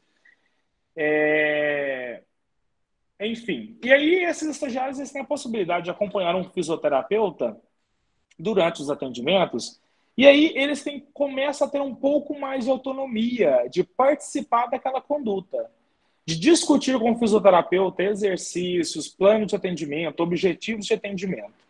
Geralmente, qual é o perfil de paciente que os estagiários acompanham os fisioterapeutas? Geralmente, quando a gente atende casal, a gente tem um casalzinho, vai atender junto, para um fisioterapeuta ficar dando, é um horário só, para um fisioterapeuta dar atenção ali para os dois é difícil, a gente coloca um estagiário junto, então a gente consegue distribuir isso, fica mais fácil dos dois trabalhar lá.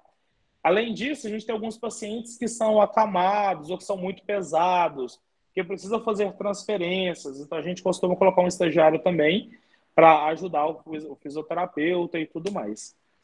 E como que a gente remunera esses estagiários? A gente dá uma bolsa para eles, uma bolsa fixa mensal, quando eles cumprem a carga horária mínima que a gente tem de 20 horas, e a gente também contribui com eles com deslocamento, né? Então, cada atendimento que eles fazem, eles recebem um valor de deslocamento, para eles poderem estar lá na casa dos pacientes, junto com os fisioterapeutas.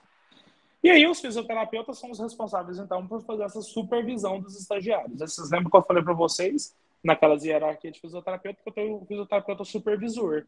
Então, é esse o fisioterapeuta que tem a possibilidade de ter um estagiário junto com ele. E aí, como que a gente expande a empresa, como que a gente capilariza o negócio e a gente mantém... Aqui ficou errado. Quando a gente mantém a qualidade de atendimentos. E aí, a gente tem que criar estratégias para isso e a gente começou pensando que a gente precisa conhecer a empresa.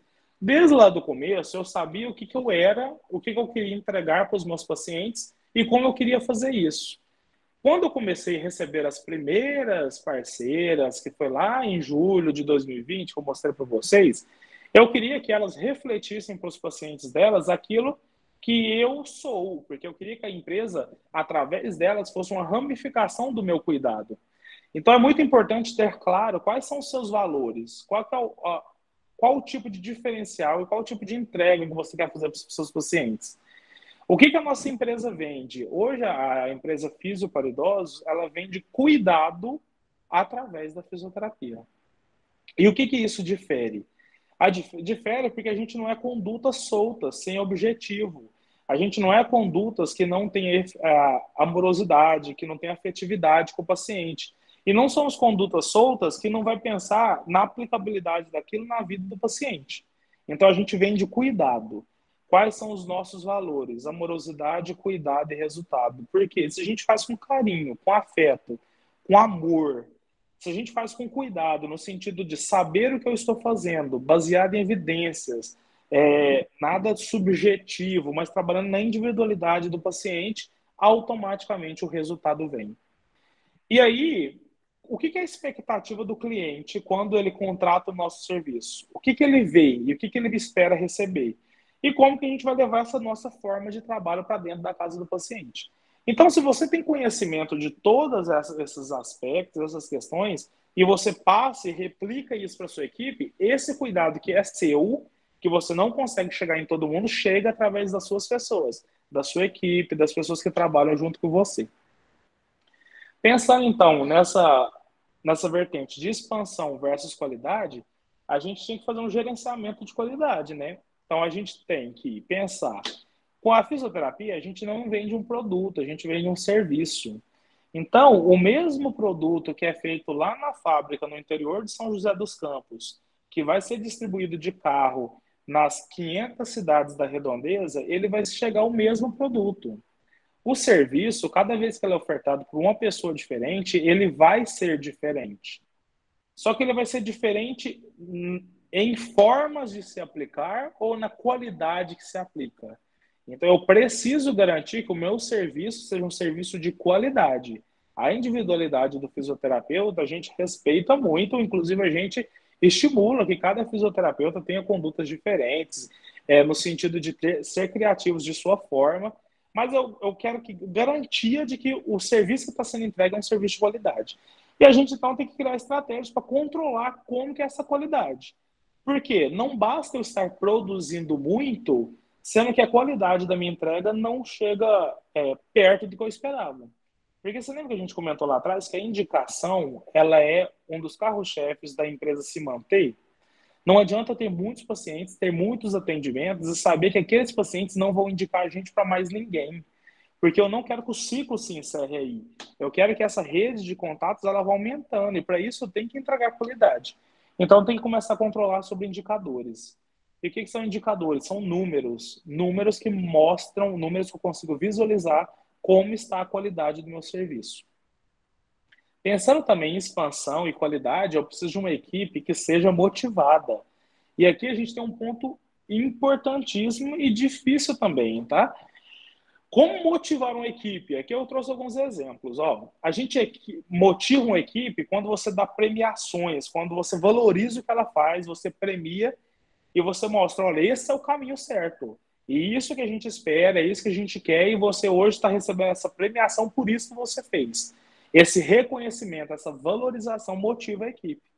E a gente, como que a gente faz isso? A gente estrutura formas que vai ser aplicado de acordo com o negócio de vocês. Aqui dentro da empresa a gente estipulou metas, que a gente vai até discutir um pouco mais para frente, que são metas de produtividade, metas de produtividade e qualidade, que eu quero que as pessoas alcancem alguns percentuais para elas serem classificadas como destaques e recebam suas premiações. E isso internamente motiva as pessoas, porque a gente está acompanhando esses números mensalmente. Além disso, a gente tem que controlar resultados. Quando eu coloco controle de resultados, é observar sempre o que está acontecendo. No sentido de, tem algum fisioterapeuta que não está entregando resultado suficiente? O que está acontecendo? Como que eu posso motivar esse fisioterapeuta? Como que eu posso conversar de forma individual com ele? E observar o que ele está entregando de fato. Esse é um fisioterapeuta que merece ser valorizado, que merece ser reconhecido, que merece estar em evidência, porque ele contribui dessa e dessa forma. Isso tem que ser visto e tem que ser mostrado, principalmente para ele e para a equipe. E, além disso, também um ambiente de trabalho que seja tranquilo, que seja pacífico, né? A gente sabe que não é todo mundo que tem as possibilidades de estar trabalhando num lugar que seja agradável. Então, quando você tem esse ambiente que favorece essas relações, essas interações de forma positiva, isso já ajuda a ter uma equipe motivada, uma equipe que está junto com você. Além disso, não basta as pessoas serem motivadas, né? Eu não quero só fisioterapeutas que gostem muito de trabalhar. Que aí eu tenho a parte da amorosidade, que eles vão entregar o melhor deles no sentido de afetividade, de humanização, de carinho. Mas e a equipe capacitada? Eles sabem de fato o que eles estão fazendo, porque isso está diretamente relacionado ao resultado que eles me entregam. Então a gente criou dentro da empresa um plano de carreira com bonificação. Se você, em relação ao a sua graduação, né? Então, se você é graduado, se você é pós-graduado, se você é pós-graduando, quanto tempo de empresa você tem? Então, a gente vai estimulando esses pacientes, esses fisioterapeutas a estarem sempre em movimento e sempre estudando. Além disso, a empresa incentiva comprando cursos, fazendo capacitações. Hoje a gente tem um programa de capacitação contínua aqui dentro da empresa. A gente chama CPI, Capacitação Profissional, CPC, Capacitação Profissional Contínua.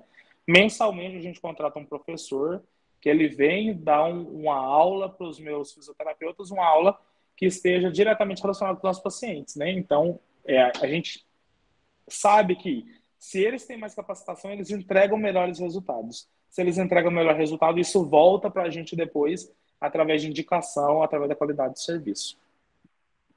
E aí, como que a gente criou, então, indicadores de produtividade?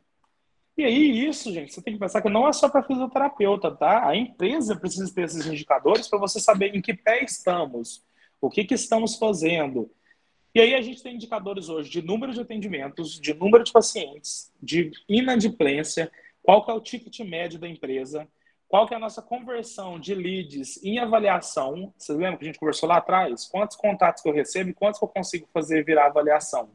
Dessas avaliações, quantas que eu consegui efetivar em venda? Qual foi o nosso indicador mensalmente? Como é que está acompanhando essa curva de faturamento? Como que está o nosso faturamento mensalmente? Como é que se comporta essa nossa curva de faturamento? Diminuiu o número de pacientes, mas o faturamento está aumentando, eu sei que o meu ticket médio está aumentando. O número de pacientes está caindo, o faturamento está caindo, ei, tem alguma coisa acontecendo. Então, a gente tem que entender os números, o que eles dizem para a gente. Isso tudo é através de indicadores. Eu preciso acompanhar isso mensalmente para ver em que pé estamos. E a gente também tem indicadores de qualidade. Ó, ficou cortado aí, mas o primeiro deles é a fotodocumentação. Deixa eu explicar para vocês o que é a fotodocumentação. A fotodocumentação, eu aprendi ela na graduação com um professor meu de dermatofuncional. Lá na dermatofuncional, a gente trabalha com resultados estéticos, né? Então, a gente tem, por exemplo, uma cicatriz hipertrófica, que a gente quer diminuir ela. A gente tem o controle de edema, a gente tem as drenagens e todas essas questões. E o que a gente queria lá? Melhorar os aspectos do paciente. Então, o professor sempre orientou a gente que a gente fazia uma fotografia antes e de tempos em tempos a gente fotografava de novo para a gente acompanhar através de foto desse material de mídia como que acompanhava essa evolução do paciente. Trouxe isso, essa experiência minha para dentro da empresa. E como que a gente faz a fotodocumentação hoje? A fotodocumentação é a validação através de fotos e vídeos da evolução do paciente mensalmente. Eu reúno com os meus fisioterapeutas hoje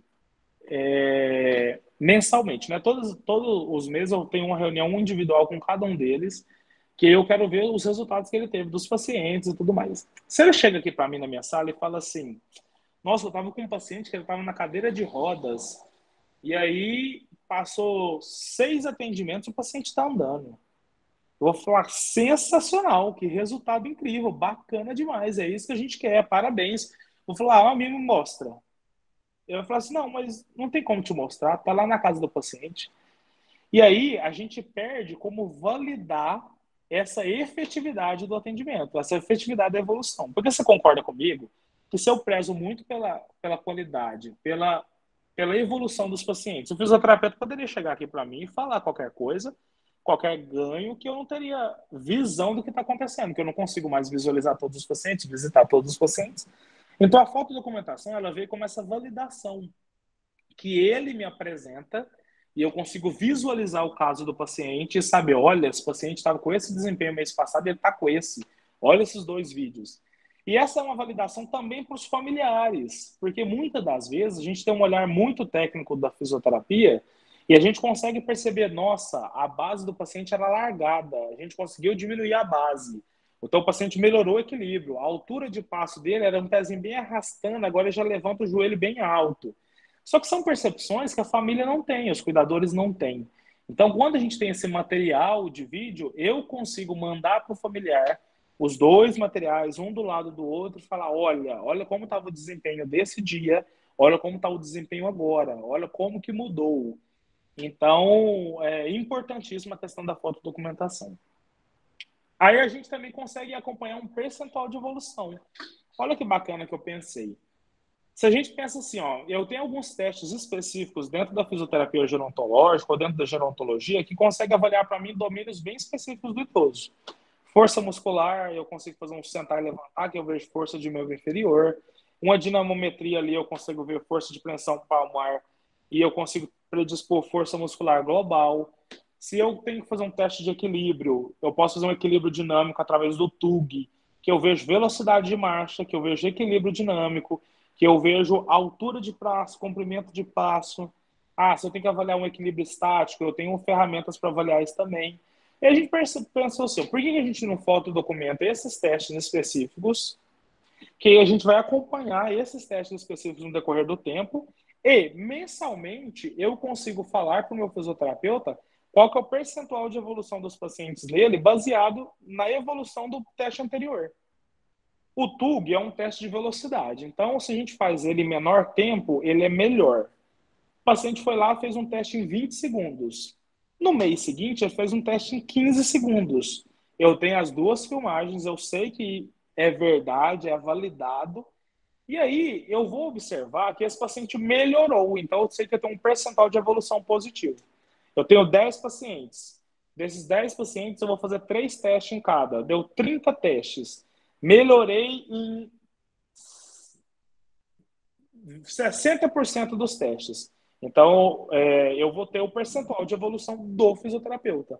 De todos os testes que ele tinha para me mostrar mensalmente, eu sei quantos dos testes, qual o percentual de melhora deles. Vocês conseguem me entender nisso, gente? Vou repetir de novo, só para ficar claro aí para a gente. Ó. Eu elenco os testes que eu quero que cada fisioterapeuta avalia o paciente. Suponha que eu escolhi 3 testes para um paciente. Um teste de força de membro inferior, um teste de marcha e um teste de equilíbrio. Se o paciente melhora de um mês para outro nesses 3 testes, o percentual de evolução do paciente é 100%. Isso eu tenho de individual, do paciente. Quando eu coloco todos juntos e faço uma média, eu tenho um percentual de evolução, então, do fisioterapeuta perante aqueles pacientes. Por que é interessante saber isso? Porque eu consigo mapear mensalmente qual é o meu fisioterapeuta que está gerando melhores evoluções dos pacientes dele. E aquele que não está gerando essas evoluções, eu consigo conversar e entender o que está acontecendo. O paciente idoso, ele flutua, né? Todos sabemos disso. Então, pode ser que um dia ele estava muito bem, outro dia o desempenho dele não estava muito bem, acordou com a tontura. Só que isso é todo mês, e foram todos os pacientes que pioraram na mesma avaliação do mês, então eu consigo acompanhar esse indicador de qualidade do paciente, do paciente e do fisioterapeuta. Então, isso é através da... outra coisa, ligo para os pacientes também, faço uma auditoria direta. E fala, olha, como que está o fisioterapeuta tal no atendimento da senhora ou no atendimento da sua mãe? E a gente tem alguns itens específicos que a gente avalia aqui. Como que é a pontualidade dele? Como que é o carinho, a afetividade, o cuidado que ele tem? O quanto que você acha que ele é um fisioterapeuta que é apropriado ou que... Enfim, são várias questões. E aí a gente vai pontua isso, gera um percentual também, uma nota, e a gente consegue ter esse indicador de qualidade, que é a visão direta do paciente sobre o fisioterapeuta. Você lembra que eu falei para vocês que eu tenho uns fisioterapeutas que eles são supervisores, que eles supervisionam estagiários? Para ser supervisor também, eu preciso que ele seja bom. E aí, meus estagiários avaliam os fisioterapeutas supervisores dele, sobre a abertura que eles estão dando, sobre quão ensinando eles estão para aqueles estagiários, como os estagiários estão aprendendo, como que é os feedbacks, como que é a discussão de condutas. Então, os meus estagiários também participam dessa avaliação dos supervisores, que são dos fisioterapeutas. E isso tudo vai me gerando indicadores de qualidade, porque eu consigo validar a qualidade do serviço que eu estou prestando de diversas maneiras. Seja através da gente na parte técnica como fisioterapeuta, seja na visão do paciente e também na visão do estagiário. A fotodocumentação é isso que eu falei para vocês. Eu faço a reunião uma vez por mês com cada um dos meus fisioterapeutas e eles vão fazer essa validação através de vídeo e foto da evolução do paciente. É sempre relacionado a teste? Não, gente. Eventualmente o paciente fala, a minha demanda, a minha queixa principal, o meu objetivo principal é conseguir pegar o meu neto do chão. Vamos fazer um trabalho que seja gradativo e progressivo, né? A gente vai começar agachando, alcançando o chão, pegando algo do chão, aumentando a carga, até quando a gente vai expor ele, de fato, a pegar esse netinho. E aí, mensalmente, eu vou vendo esses marcos motores, esses ganhos desses marcos. A gente vai acompanhando também. Eu sempre falo para todos os fisioterapeutas que tudo que a gente avalia e a gente reavalia no mesmo padrão, ele é uma avaliação. Eu quero que o meu paciente suba um degrau, eu coloco ele subir no degrau e depois eu repito naquele mesmo degrau, ele fazendo aquele mesmo gestual funcional, eu criei uma avaliação naquele momento. Não estamos falando de avaliação aqui, uma avaliação que seja validada para pesquisa científica e tudo mais. Eu estou falando sobre marcos motores e marcos funcionais que eu vou trabalhar com o meu paciente no dia a dia dele para me acompanhar a evolução dele. Suponho que o objetivo do paciente seja transferência. Então, eu vou filmar ele fazendo essa transferência num primeiro momento, vou trabalhar o que eu ver através do vídeo, através da minha avaliação que é necessário, depois eu vou reaplicar esse teste, essa avaliação, e a gente vai comparando esses resultados. E isso vai depender do caso do paciente. Eu tenho paciente que não consegue fazer nenhum teste funcional, mas ele tem demanda de ADM, então eu vou trabalhar com ergonometria. Eu vou comparar e eu vou acompanhar a ergonometria dele na fotodocumentação. Já outros pacientes são demandas funcionais específicas. Ele quer conseguir sentar e levantar sozinho. Ele quer conseguir subir a escada dele sozinho. Então, a gente vai acompanhar esses marcos específicos. E a gente compara resultados e a gente vai ver, então, a evolução dos pacientes. E como incentivar a equipe, pessoal? A gente passou até um pouquinho lá atrás sobre isso. E eu quero só descrever para vocês como a gente faz aquela premiação que a gente falou que faz.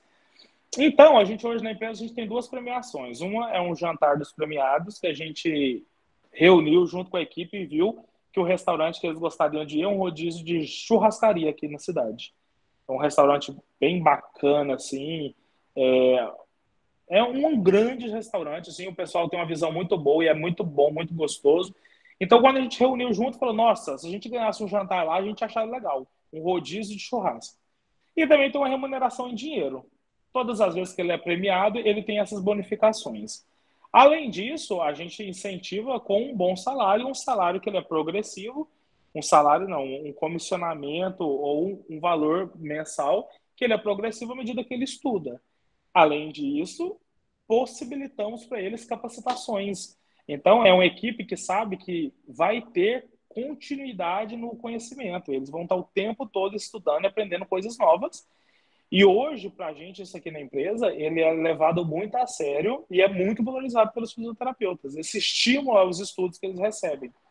Participação em congresso, comprar cursos. Sempre que qualquer pessoa vem conversar comigo, que eu vejo que é um curso aplicável e que faça sentido para a equipe, a gente compra e a gente disponibiliza para a equipe tudo. E, além disso, confraternizações. Olha que interessante, você tem que entender a sua equipe. Por que confraternizações incentivam a equipe? Porque minha equipe é uma equipe jovem. É uma equipe de fisioterapeutas jovens e são todo mundo muito animado. Então, fazer confraternizações, interagir as pessoas, a equipe, é muito produtivo e isso motiva eles. Depende. Eu tenho fisioterapeutas que a gente tem a possibilidade do CLT, do contrato do CLT normal, pela carga horária que eles cumprem aqui dentro da empresa, né? Então, eu tenho capacidade de registrar eles formalmente, porque eles cumprem uma carga horária aí de 30 horas, então é possível.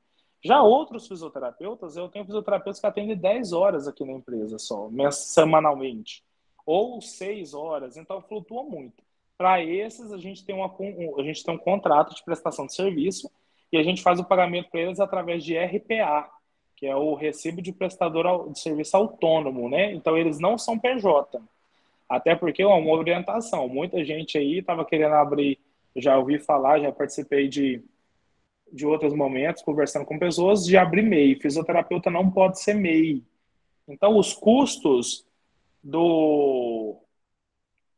Depois eu vou ler aqui. Os custos de uma PJ para um fisioterapeuta individual são altos. Então, essa possibilidade do RPA é uma possibilidade mais barata para eles, principalmente. Para a gente, como empresa, a gente tem os mesmos riscos, só que é uma possibilidade que eles contribuem com o INSS obrigatoriamente. Então, já formaliza um pouco mais essa relação, tá? E eles acabam contribuindo e são respaldados também pelo INSS. Deixa eu voltar aqui só para eu conseguir ler a sua pergunta. Doutor, como você mantém essas imagens? Isso, bacana demais. Vocês conhecem o Google Fotos? A gente armazena todos no Google Fotos. Por que a gente utiliza algum app que tem evolução, a possibilidade de inserir imagens e vídeos que consigam manter elas de PD? Olha, como é que a gente funciona? A gente pede, toda vez que a gente vai usar a gente precisa dessas fotos desse material, a gente tem que pedir autorização para o paciente, né? E aí a gente tem um usuário próprio lá no Google Fotos, um usuário restrito aqui, que a gente armazena todo esse material. E é um material que só é divulgado para aqueles pacientes que possibilitam ou autorizam essa divulgação, né? A gente tem alguns pacientes que preferem não ser divulgados na empresa. Hoje o CREFITA ele dá essa possibilidade para a gente para divulgar atendimentos e tudo mais. Só que tem alguns pacientes que não se sentem à vontade. E tudo bem em relação a isso. O nosso principal objetivo da fotodocumentação é comparar os resultados, tá?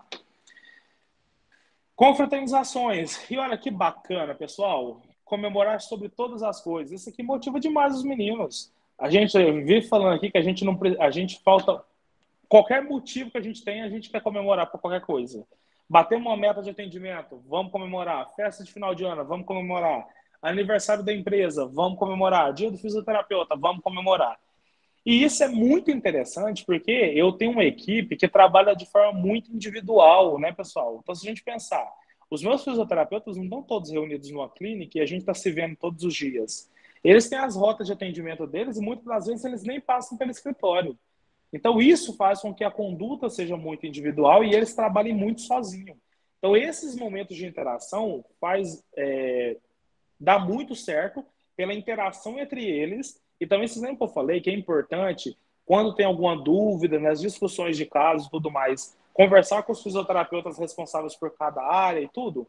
É nesse momento que a gente consegue conhecer os outros profissionais da equipe para começar essas relações, para quando a gente tiver as discussões, ser uma conversa tranquila, fácil e tudo mais entre eles. Então, sempre que a gente tem possibilidades, estamos confraternizando sobre tudo, gente. A gente gosta de comemorar a equipe, algo que eu falei para vocês. É uma equipe jovem, é um povo muito animado, então isso é muito favorável. Ó, essa aqui é a nossa última confraternização de final de ano. Todo mundo reunido, bem havaianos. E como incentivar pacientes? Resultado. Gente, não tem nada mais motivador para um paciente do que ter resultado. O paciente ele está pagando, ele está tendo um custo com aquele atendimento, ele confia no seu serviço para entregar um resultado para ele de volta. E não existe paciente que não possa ter resultado. Os resultados são mensuráveis de acordo com cada paciente, né? A gente sabe que a evolução do paciente pós-artroplastia de quadril é diferente do paciente pós-AVC, principalmente um pós-AVC crônico, mas sempre há o que melhorar, o que conseguir ganhar e evoluir com o paciente. Então, resultado é como incentivar os pacientes. Além disso, também, prestando conta sempre para o paciente, para o familiar, da evolução dele. Você lembra essa validação que eu falei que a gente recebe? Se a gente não entrega essa validação para o paciente, também ele não tem esse olhar de olha como eu melhorei, olha como eu estava, olha como eu estou agora. A gente também disponibiliza relatórios mensais. Esses relatórios são relatórios que são encaminhados para médicos. E aí é uma sacada importante. A empresa hoje nunca precisou chegar até um profissional médico para pedir ou para oferecer uma parceria.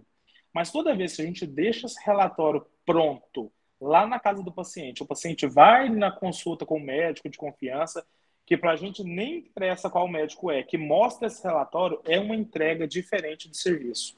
E é uma validação diferente do compromisso e da qualidade de serviço que está sendo ofertado. Além disso, fazemos eventos de integração dos pacientes. Se a gente gosta de confraternização entre os fisioterapeutas, por que não os pacientes fazerem confraternização também? E eu vou mostrar para vocês se a gente propicia isso para eles também. E a gente oferece cuidado através da fisioterapia. E aí, muitas vezes a gente já foi criticado em relação a isso. E enquanto a gente puder entregar esse trabalho, a gente vai fazer isso. Já teve situação que uma paciente minha pediu que ela queria comprar um sapato no shopping. E que ela queria ir lá no shopping e que ela não conseguia ir. E a gente trabalhou, a gente fez tudo que tinha que fazer até ela conseguir. E eu fui com ela lá no shopping para ela comprar esse sapato. Assim como já teve paciente que quis dar uma volta no Parque do Sabiá, fora do atendimento, porque ela tinha essa meta pessoal e a gente foi lá e fez. Pacientes nossas que eram familiares, 2 primas que não se via há muito tempo, e a gente coloca essas pessoas em contato para se ver depois de muito tempo. Isso é cuidado através da fisioterapia, tá? Porque essas pessoas só conseguem estar nessas situações depois do trabalho que a gente faz. Então, por isso que a gente fala hoje, a empresa hoje vende cuidado através da fisioterapia. E o carro-chefe de como incentivar pacientes é a aliança terapêutica. O que é a aliança terapêutica? É essa relação de proximidade, confiança com o seu fisioterapeuta. Então, se você entrega resultado, você é bem-quisto, você é querido, você mantém um vínculo bacana, o paciente ele vai estar sempre motivado e você vai ter aquele paciente sempre com você. Porque a gente também não consegue manter rotatividade de paciente, não. Então, não adianta eu querer fechar um paciente, ele ficar comigo por pouco tempo e o paciente sair da empresa e eu ter que ter mais paciente para substituir. Eu quero um paciente que ele fique na empresa, principalmente esse paciente que, como eu falei para vocês, que são geronto, né? Então, que são pacientes que não têm prognóstico de alta, que a partir do momento que a gente trabalha a reabilitação, a gente volta para trabalhar manutenção e prevenção de agravos. Então, o paciente vai ficar com a gente por um longo tempo. E aí, o que eu mostro para vocês aqui, ó, os eventos para os pacientes. Vocês lembram que eu falei que a gente faz alguns eventos? O que a gente tem aqui, ó? Esse primeiro, aqui é a nossa equipe participando de um café da manhã lá no parque, ó. A gente faz uma mesona, coloca um monte de comida, um monte de coisa, reúne os pacientes, faz um alongamento, canta, faz todo o contato de um paciente com o outro. Isso é tão legal, pessoal. Muitos dos nossos pacientes são depressivos, pensa que eles têm problemas que outras pessoas não têm. E eles terem esse contato é muito legal para compartilhar evoluções, compartilhar histórias de vida, tá? Aí, ali embaixo também a gente tem a nossa festa junina. Fizemos uma festa de arromba ano passado, em julho, a equipe toda caracterizada. E teve tudo que o paciente gosta, muito forró, muita comida, muito bingo. E eles compram super a ideia, vão todos fantasiadinhos, tudo bonitinho, e a integração é ótima. E a gente tem ali também outro café da manhã que a gente fez, 2 cafés diferentes, e ali já em outro lugar também. E aqui, tá vendo essa moça cortando o cabelo de uma paciente? Foi numa ação do Dia das Mães. Demos um dia de princesa para umas pacientes nossas, levamos elas para o salão, cortaram o cabelo, fizeram maquiagem. E isso é diferencial, pessoal. Vejam vocês aí, quem é os fisioterapeutas que vocês conhecem, as empresas que vocês conhecem, se eles fazem esse tipo de serviço, esse tipo de entrega, tá? Daqui a pouco eu vou responder essas perguntas que vocês estão me mandando aí, tá, pessoal? Volto lá e respondo. E os eventos para o paciente, tanto que é interessante isso, o quão marketing positivo disso é bacana. O quão esse tipo de cuidado, esse tipo de proposta, ele gera frutos no sentido de pessoas falarem para pessoas. Olha o tipo que a gente, de alcance que a gente tem através desses eventos. E gera valor no cuidado. Você lembra que eu falei que a gente vende cuidado? Então, as pessoas que muitas vezes têm restrição com a fisioterapia, com o exercício físico em si, quando vê essas outras possibilidades que a empresa oferece, anima, sabe? Eles ficam mais motivados a participar, a estar com outras pessoas. Então, é um dos critérios a mais para motivar o nosso paciente. Atrai novos pacientes, isso para a gente é ótimo, e fortalece a imagem e o nome da empresa. Como eu disse para vocês, a gente trabalha para gerar consolidação, né, pessoal? Então, a gente quer que a nossa marca seja conhecida, a gente quer que as pessoas saibam da gente e que saibam da qualidade do nosso serviço, do que a gente oferece. E a gente, às vezes, vê muito isso acontecendo e fazendo em outras empresas de outros ramos, e a gente, às vezes, não consegue trazer para a empresa do nosso ramo, da fisioterapia. E a gente tem como muito converter isso, tá? Fazer isso acontecer, gerar possibilidade de fortalecimento de marca, de marketing, de divulgação, de diversas formas, através da fisioterapia também. E aí a gente já está chegando aí na parte final da nossa conversa. Antes eu vou ler as perguntas que me falaram aqui, ó. Tem contrato de prestação de serviço com pacientes? Tem sim, viu? Inclusive, esse contrato é onde a gente coloca algumas cláusulas no sentido de como que funciona a cobrança de atendimentos, qual o tempo que tem que ser desmarcado antes para não ser cobrado. A gente aqui na empresa, a gente não vende pacotes, porque a gente não consegue determinar X pacotes que um paciente vai precisar, né? X quantidade de sessão. Então, a gente trabalha com atendimento contínuo. Então, nesse contrato também é onde a gente consegue ver, determinar a forma de pagamento, qual a frequência de pagamento, vai ser semanal, quinzenal, mensal. Então, a gente acorda esse tipo de questão também. Quando eu fiz não SLT, não entendi como você faz. Recebe como comissão sem vínculo? Não, todos os meus fisioterapeutas eles têm contrato de pessoal, de profissional autônomo, né? E aí eles recebem comissionados de produtividade. Quando o seu paciente precisa de outros atendimentos, tipo fono, como você faz? Olha, aí já não é vinculado a gente. Temos alguns parceiros bem informais. A gente conhece o serviço deles. A gente não tem uma parceria consolidada, igual como os fisioterapeutas que estão aqui dentro da empresa, mas são pessoas que a gente confia no trabalho. Então, toda vez que pede alguma indicação, a gente já tem as pessoas de referência que a gente sempre indica, a nossa fono, a nossa TO. E, inclusive, chegou uma demanda muito alta para a gente também de indicação de cuidadores. Então, a gente também já tem profissionais que a gente já trabalhou em outros momentos, em outras casas, e a gente já tem essa rede de contatos que a gente vai indicando. Mas isso não tem vínculo com a empresa. É só uma indicação mesmo de profissionais que a gente conhece o trabalho. Adriana, você entendeu a questão do contrato? É um contrato de profissional autônomo, que é uma modalidade de contrato que você não contrata empresa, você contrata a pessoa física mesmo. E esse contrato de pessoa física, a forma de pagamento, ele é através de um RPA, que é um recibo de prestador autônomo. O RPA, ele tem que descontar o INSS, tá?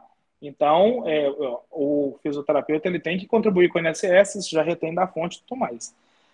Nesse caso do comissionamento, vocês aqui pagam o RPA, isso mesmo. Aí a gente vê mensalmente qual foi o comissionado dele do mês. Através do valor comissionado do mês, a gente consegue emitir o RPA. Aí emite o RPA baseado naquele valor que ele comissionou, ele consegue fazer a contribuição para o INSS e consegue receber. Então, é um valor que oscila, né? Que oscila de acordo com a produtividade. Mas, independente do valor, ele vai receber e ele vai contribuir para o INSS. E hoje, pessoal, quais são os desafios da empresa? Um dos desafios é manter o contato próximo, né, com o paciente e com a família. A empresa, hoje, ela funciona como se fosse uma mediação entre os nossos fisioterapeutas e o familiar. E chega num certo momento que o fisioterapeuta ele tem um contato direto com a empresa e a gente não pode perder esse contato, né? Então, a gente tem que sempre, a empresa ela tem que sempre estar mediando esse contato para saber que aquele fisioterapeuta ali, ele responde ou ele está diretamente relacionado a algo, a uma empresa, a algo responsável. O outro desafio que eu já falei para vocês é o nosso trabalho individualizado, né? Os fisioterapeutas eles ficam sozinhos na casa do paciente e isso acaba gerando um afastamento entre equipes. Por isso que essas estratégias de confraternização é muito importante, além das reuniões que a gente faz mensalmente aqui no escritório também, a gente tem reuniões da equipe, todo mundo junto. Não só essas reuniões que faz comigo individual, mas para tentar criar proximidade e vínculo entre eles, tá? Porque é muito difícil nesse trabalho individual. Na verdade, é uma parte que é negativa e é positivo, né? Eu acho que se eu tivesse 40 fisioterapeutas trabalhando numa clínica, todo mundo junto, seria uma loucura, um caos. Mas eu penso que também esse distanciamento é algo difícil de lidar. Então, é uma coisa que a gente tem que estar sempre acompanhando por perto, entendendo o que está acontecendo com cada um dos fisioterapeutas, para a gente sempre estar participando dessa atividade junto com eles. Outro desafio é acomodar com resultados, né? Então, a empresa hoje está rodando bonitinha, estamos numa estrutura bacana, os processos estão funcionando bem. os fisioterapeutas estão atendendo, o administrativo está atendendo uma boa, então vou ficar assim. E não é sobre isso. Eu acho que, na verdade, depende muito dos objetivos de cada um.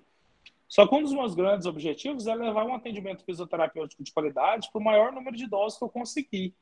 E eu sei que acomodar com resultados, acomodar da forma que a gente está, não vai me fazer levar esses resultados para essa quantidade de pessoas. Então, eu preciso trabalhar mais, eu preciso correr atrás de mais oportunidades de chegar a mais pessoas com o meu serviço. Então, a gente sempre tem que ficar tendo esses insights. Onde eu quero ir? Como eu estou agora? Eu estou dando passos? Eu estou movimentando para a gente não ficar acomodado onde a gente está. Gerenciar uma equipe grande também não é fácil, viu? Um dos grandes desafios que eu tenho hoje é de ser uma equipe nova, muitos deles que trabalham, que estão no primeiro serviço, no primeiro trabalho como fisioterapeuta. E aí, essas questões de incentivo de equipe que a gente falou lá atrás, apesar de ser muito bacana e fazer muito sentido e funcionar muito bem no papel, muitas das vezes a gente percebe também que aparentemente pode parecer pouco, sabe? Como se você faz e o pessoal não reconhece. Então, gerenciar uma equipe grande é problemático nesse aspecto. São muitas questões, são muita burocracia, é muito serviço. Hoje, eu estou muito pouco na assistência por não conseguir conciliar mais toda a parte burocrática e de gerenciamento com a parte de estar atendendo. Eu sei que eu consigo ter fisioterapeutas que façam um atendimento que eu conseguiria fazer e delegar, mas eu sei que talvez se eu não tivesse junto com a Isabela aqui no administrativo, nessa parte de gestão mesmo, eu não teria nem a possibilidade de ter os fisioterapeutas, que eu acho que não teria os pacientes. Então, todo esse pensamento de planejamento e processamento, hoje fica comigo e com a Isabela, então acho que é muito fundamental estar participando disso. E outra questão é esse crescimento com responsabilidade de qualidade. A gente tem, igual eu falei para vocês, o campo e o mercado para fisioterapia, principalmente no envelhecimento, para o idoso, ele vai aumentar cada vez mais, né, gente? A expectativa de vida está aumentando, o número de idosos vai aumentar. Todos os estudos que a gente vê sobre mudança do perfil do populacional, e está claro que vai aumentar a quantidade de idosos. Se aumenta a quantidade de idosos, vai aumentar a demanda de assistência também. Então, é muito interessante ver a empresa grande, as coisas funcionando da forma que está funcionando. Só que é importante também ter um crescimento com responsabilidade, saber que eu continuo entregando o melhor resultado que eu posso. E a qualidade do meu serviço está comparada a como eu fazia quando eu fazia sozinho. Então, isso tem sempre que estar voltando e tem sempre que estar ficando comparando e observando. E o outro desafio que a gente já falou é a busca de profissionais capacitados, né? Então, e o meu público específico, eu preciso mais do que um fisioterapeuta que tenha currículo. Eu preciso de um fisioterapeuta que tenha tato, que tenha jeito, que tenha cuidado, que goste de fato do público, que goste de fato do idoso. Porque currículo, de certa forma, é fácil, né? Você paga pelo curso, você vai lá. Agora, esse tato não é algo ensinado, né, gente? Não tem como. Eu vi eu falando aqui para o pessoal da equipe. Eu posso ensinar as ferramentas de avaliação que existem, eu posso te ensinar as condutas mais aplicáveis, mas eu não consigo te ensinar a gostar de idoso. Então, ou você vem com isso, vem com você, ou a gente não consegue trabalhar em cima disso. E aí, pessoal, acho que ficamos por aqui. Agora vai ser um momentozinho para a gente conversar, mas só finalizando, eu sou o Jonathan. Mais uma vez, a minha empresa é Fisioterapeuta para Idosos, no @fisioparidosos. Gostaria, inclusive, que vocês seguissem a nossa página, acompanhassem o nosso trabalho e vissem que é real o que eu falei aqui. Porque, mais uma vez, igual eu falei lá no começo, a hipocrisia de vender algo ou falar sobre algo que você não vive, isso me incomoda ao extremo. Então, o Fisio para Idosos é real. A gente está aqui, inclusive, convidar todos, se um dia passarem por Uberlândia, venham conhecer o nosso escritório, venham conhecer de perto o nosso trabalho, a nossa logística, nossos processos, nossa empresa. E vai ser uma honra muito grande receber vocês. Mais uma vez, agradeço demais ao Crefito pelo convite. na presença do Dr. José Avelino. E muito obrigado, pessoal.